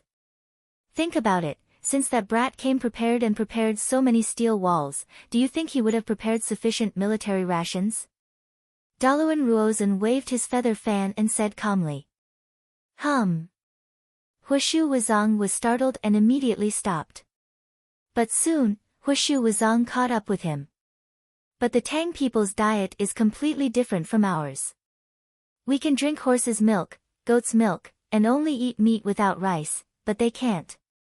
And in such a short time, can they really do it? They have prepared for so long in Lion City, but it didn't take more than a month, did it? I don't know about this either. Hearing this, Daluan Ruozhen stopped. But you have seen the result of the battle so far. That guy can't be judged by common sense. Although with the past practice of the Middle-earth dynasty, I don't believe he can gather so much food in such a short time. But I also don't believe he is not prepared at all. No matter what, we have to think of a way to conquer the Annam Protectorate first. As for the issue of food, we will soon find out how much food they have, how much food they have stored, and how much food they have prepared. After saying this, Daluan Ruozhen quickly walked forward. Is everything fixed? On the summit, beneath the fluttering banner of the Great Tang, Wang Chong and Zhang Shouji stood facing each other. Zhang Shouji's face was full of sweat and he looked very tired. Ever since the construction of Lion City, he hadn't rested for a long time. Looking at Zhang Shouji's exhausted look, Wang Chong secretly felt sorry for him. But now, the fate of the soldiers of the southwest and the entire Tang dynasty rested on this battle. Wang Chong simply had no time to feel pity. He couldn't even say that he wanted to rest. Young Masters Modular, modular city walls are indeed exquisite. Although it looked like it had been smashed quite badly, many of the steel modules could be reused after some repairs. And this way, the damage won't be too severe. Based on young master's blueprints, we've already repaired nearly 90% of the walls. Zhang Shouji said. It's fine. It's fine as long as 90% can be used. Wang Chong nodded. The massive fireball attacks of Uzun's men had still had some effect. Nearly 10% of the walls had been damaged. But to Wang Chong, this was no longer important. As long as there was a war, there would inevitably be losses, and they were facing famed generals like Daluan Ruozhen and Huishu Wuzong. 10% of the damage was completely normal. Moreover, 90% of the steel walls was enough to defend the Annam Protectorate and not affect the rest of the war. In addition, Zhang Shouji smiled as he spoke, but before he could finish, his vision swayed and he almost fell to the ground. Grandmaster, are you okay? Wang Chang's heart tightened as he hurriedly went to support Zhang Shouji. Master! Master! Around them, a few of Zhang Shouji's disciples felt their hearts tighten as they hurriedly rushed forward to support Zhang Shouji. These were all Zhang Shouji's closest disciples, all of whom had been under his tutelage for more than 7 to 8 years. To Zhang Shouji, they were like a father. I'm fine, I'm fine. I'm just a little tired and didn't rest well. Zhang Shouji waved at everyone with a smile on his face. It was at this moment that Wang Chong realized that under Zhang Shouji's dark and dusty skin, he was actually completely pale. Wang Chong's heart also ached as he hurriedly called out to the people behind him, "Quick, pour some water for Grandmaster. Grandmaster has worked hard, you should rest well." Wang Chong helped him to sit down. Now that he thought about it, ever since he had met Zhang Shouji, if he wasn't having him build a city, then he was having him build a steel wall. Each of these things was a massive undertaking that required Zhang Shouji's constant supervision. In the entire project, everyone could rest, but only he couldn't. Especially after the war in the southwest had broken out, Zhang Shouji's mind had been completely focused on this project. Now that he thought about it, Wang Chong suddenly realized that he had often overlooked the fact that Zhang Shouji was different from himself, and even different from those soldiers. He was just an ordinary person. Zhang Shouji did not know martial arts. And from last night until now, in order to build these steel walls, he had actually not rested at all. Ha, young master doesn't need to consider me.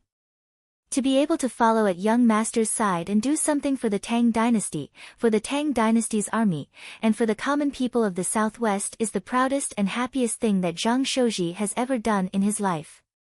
Even when I was building a palace for the imperial household, this old man was not so happy. It's enough for me to experience this once in my life. Zhang Shouji waved his hand. His expression was carefree, and there was an indescribable gratification in it. Young master, if there's anything you need, just tell me. If you need this old man, young master, just tell me. Wang Chong nodded.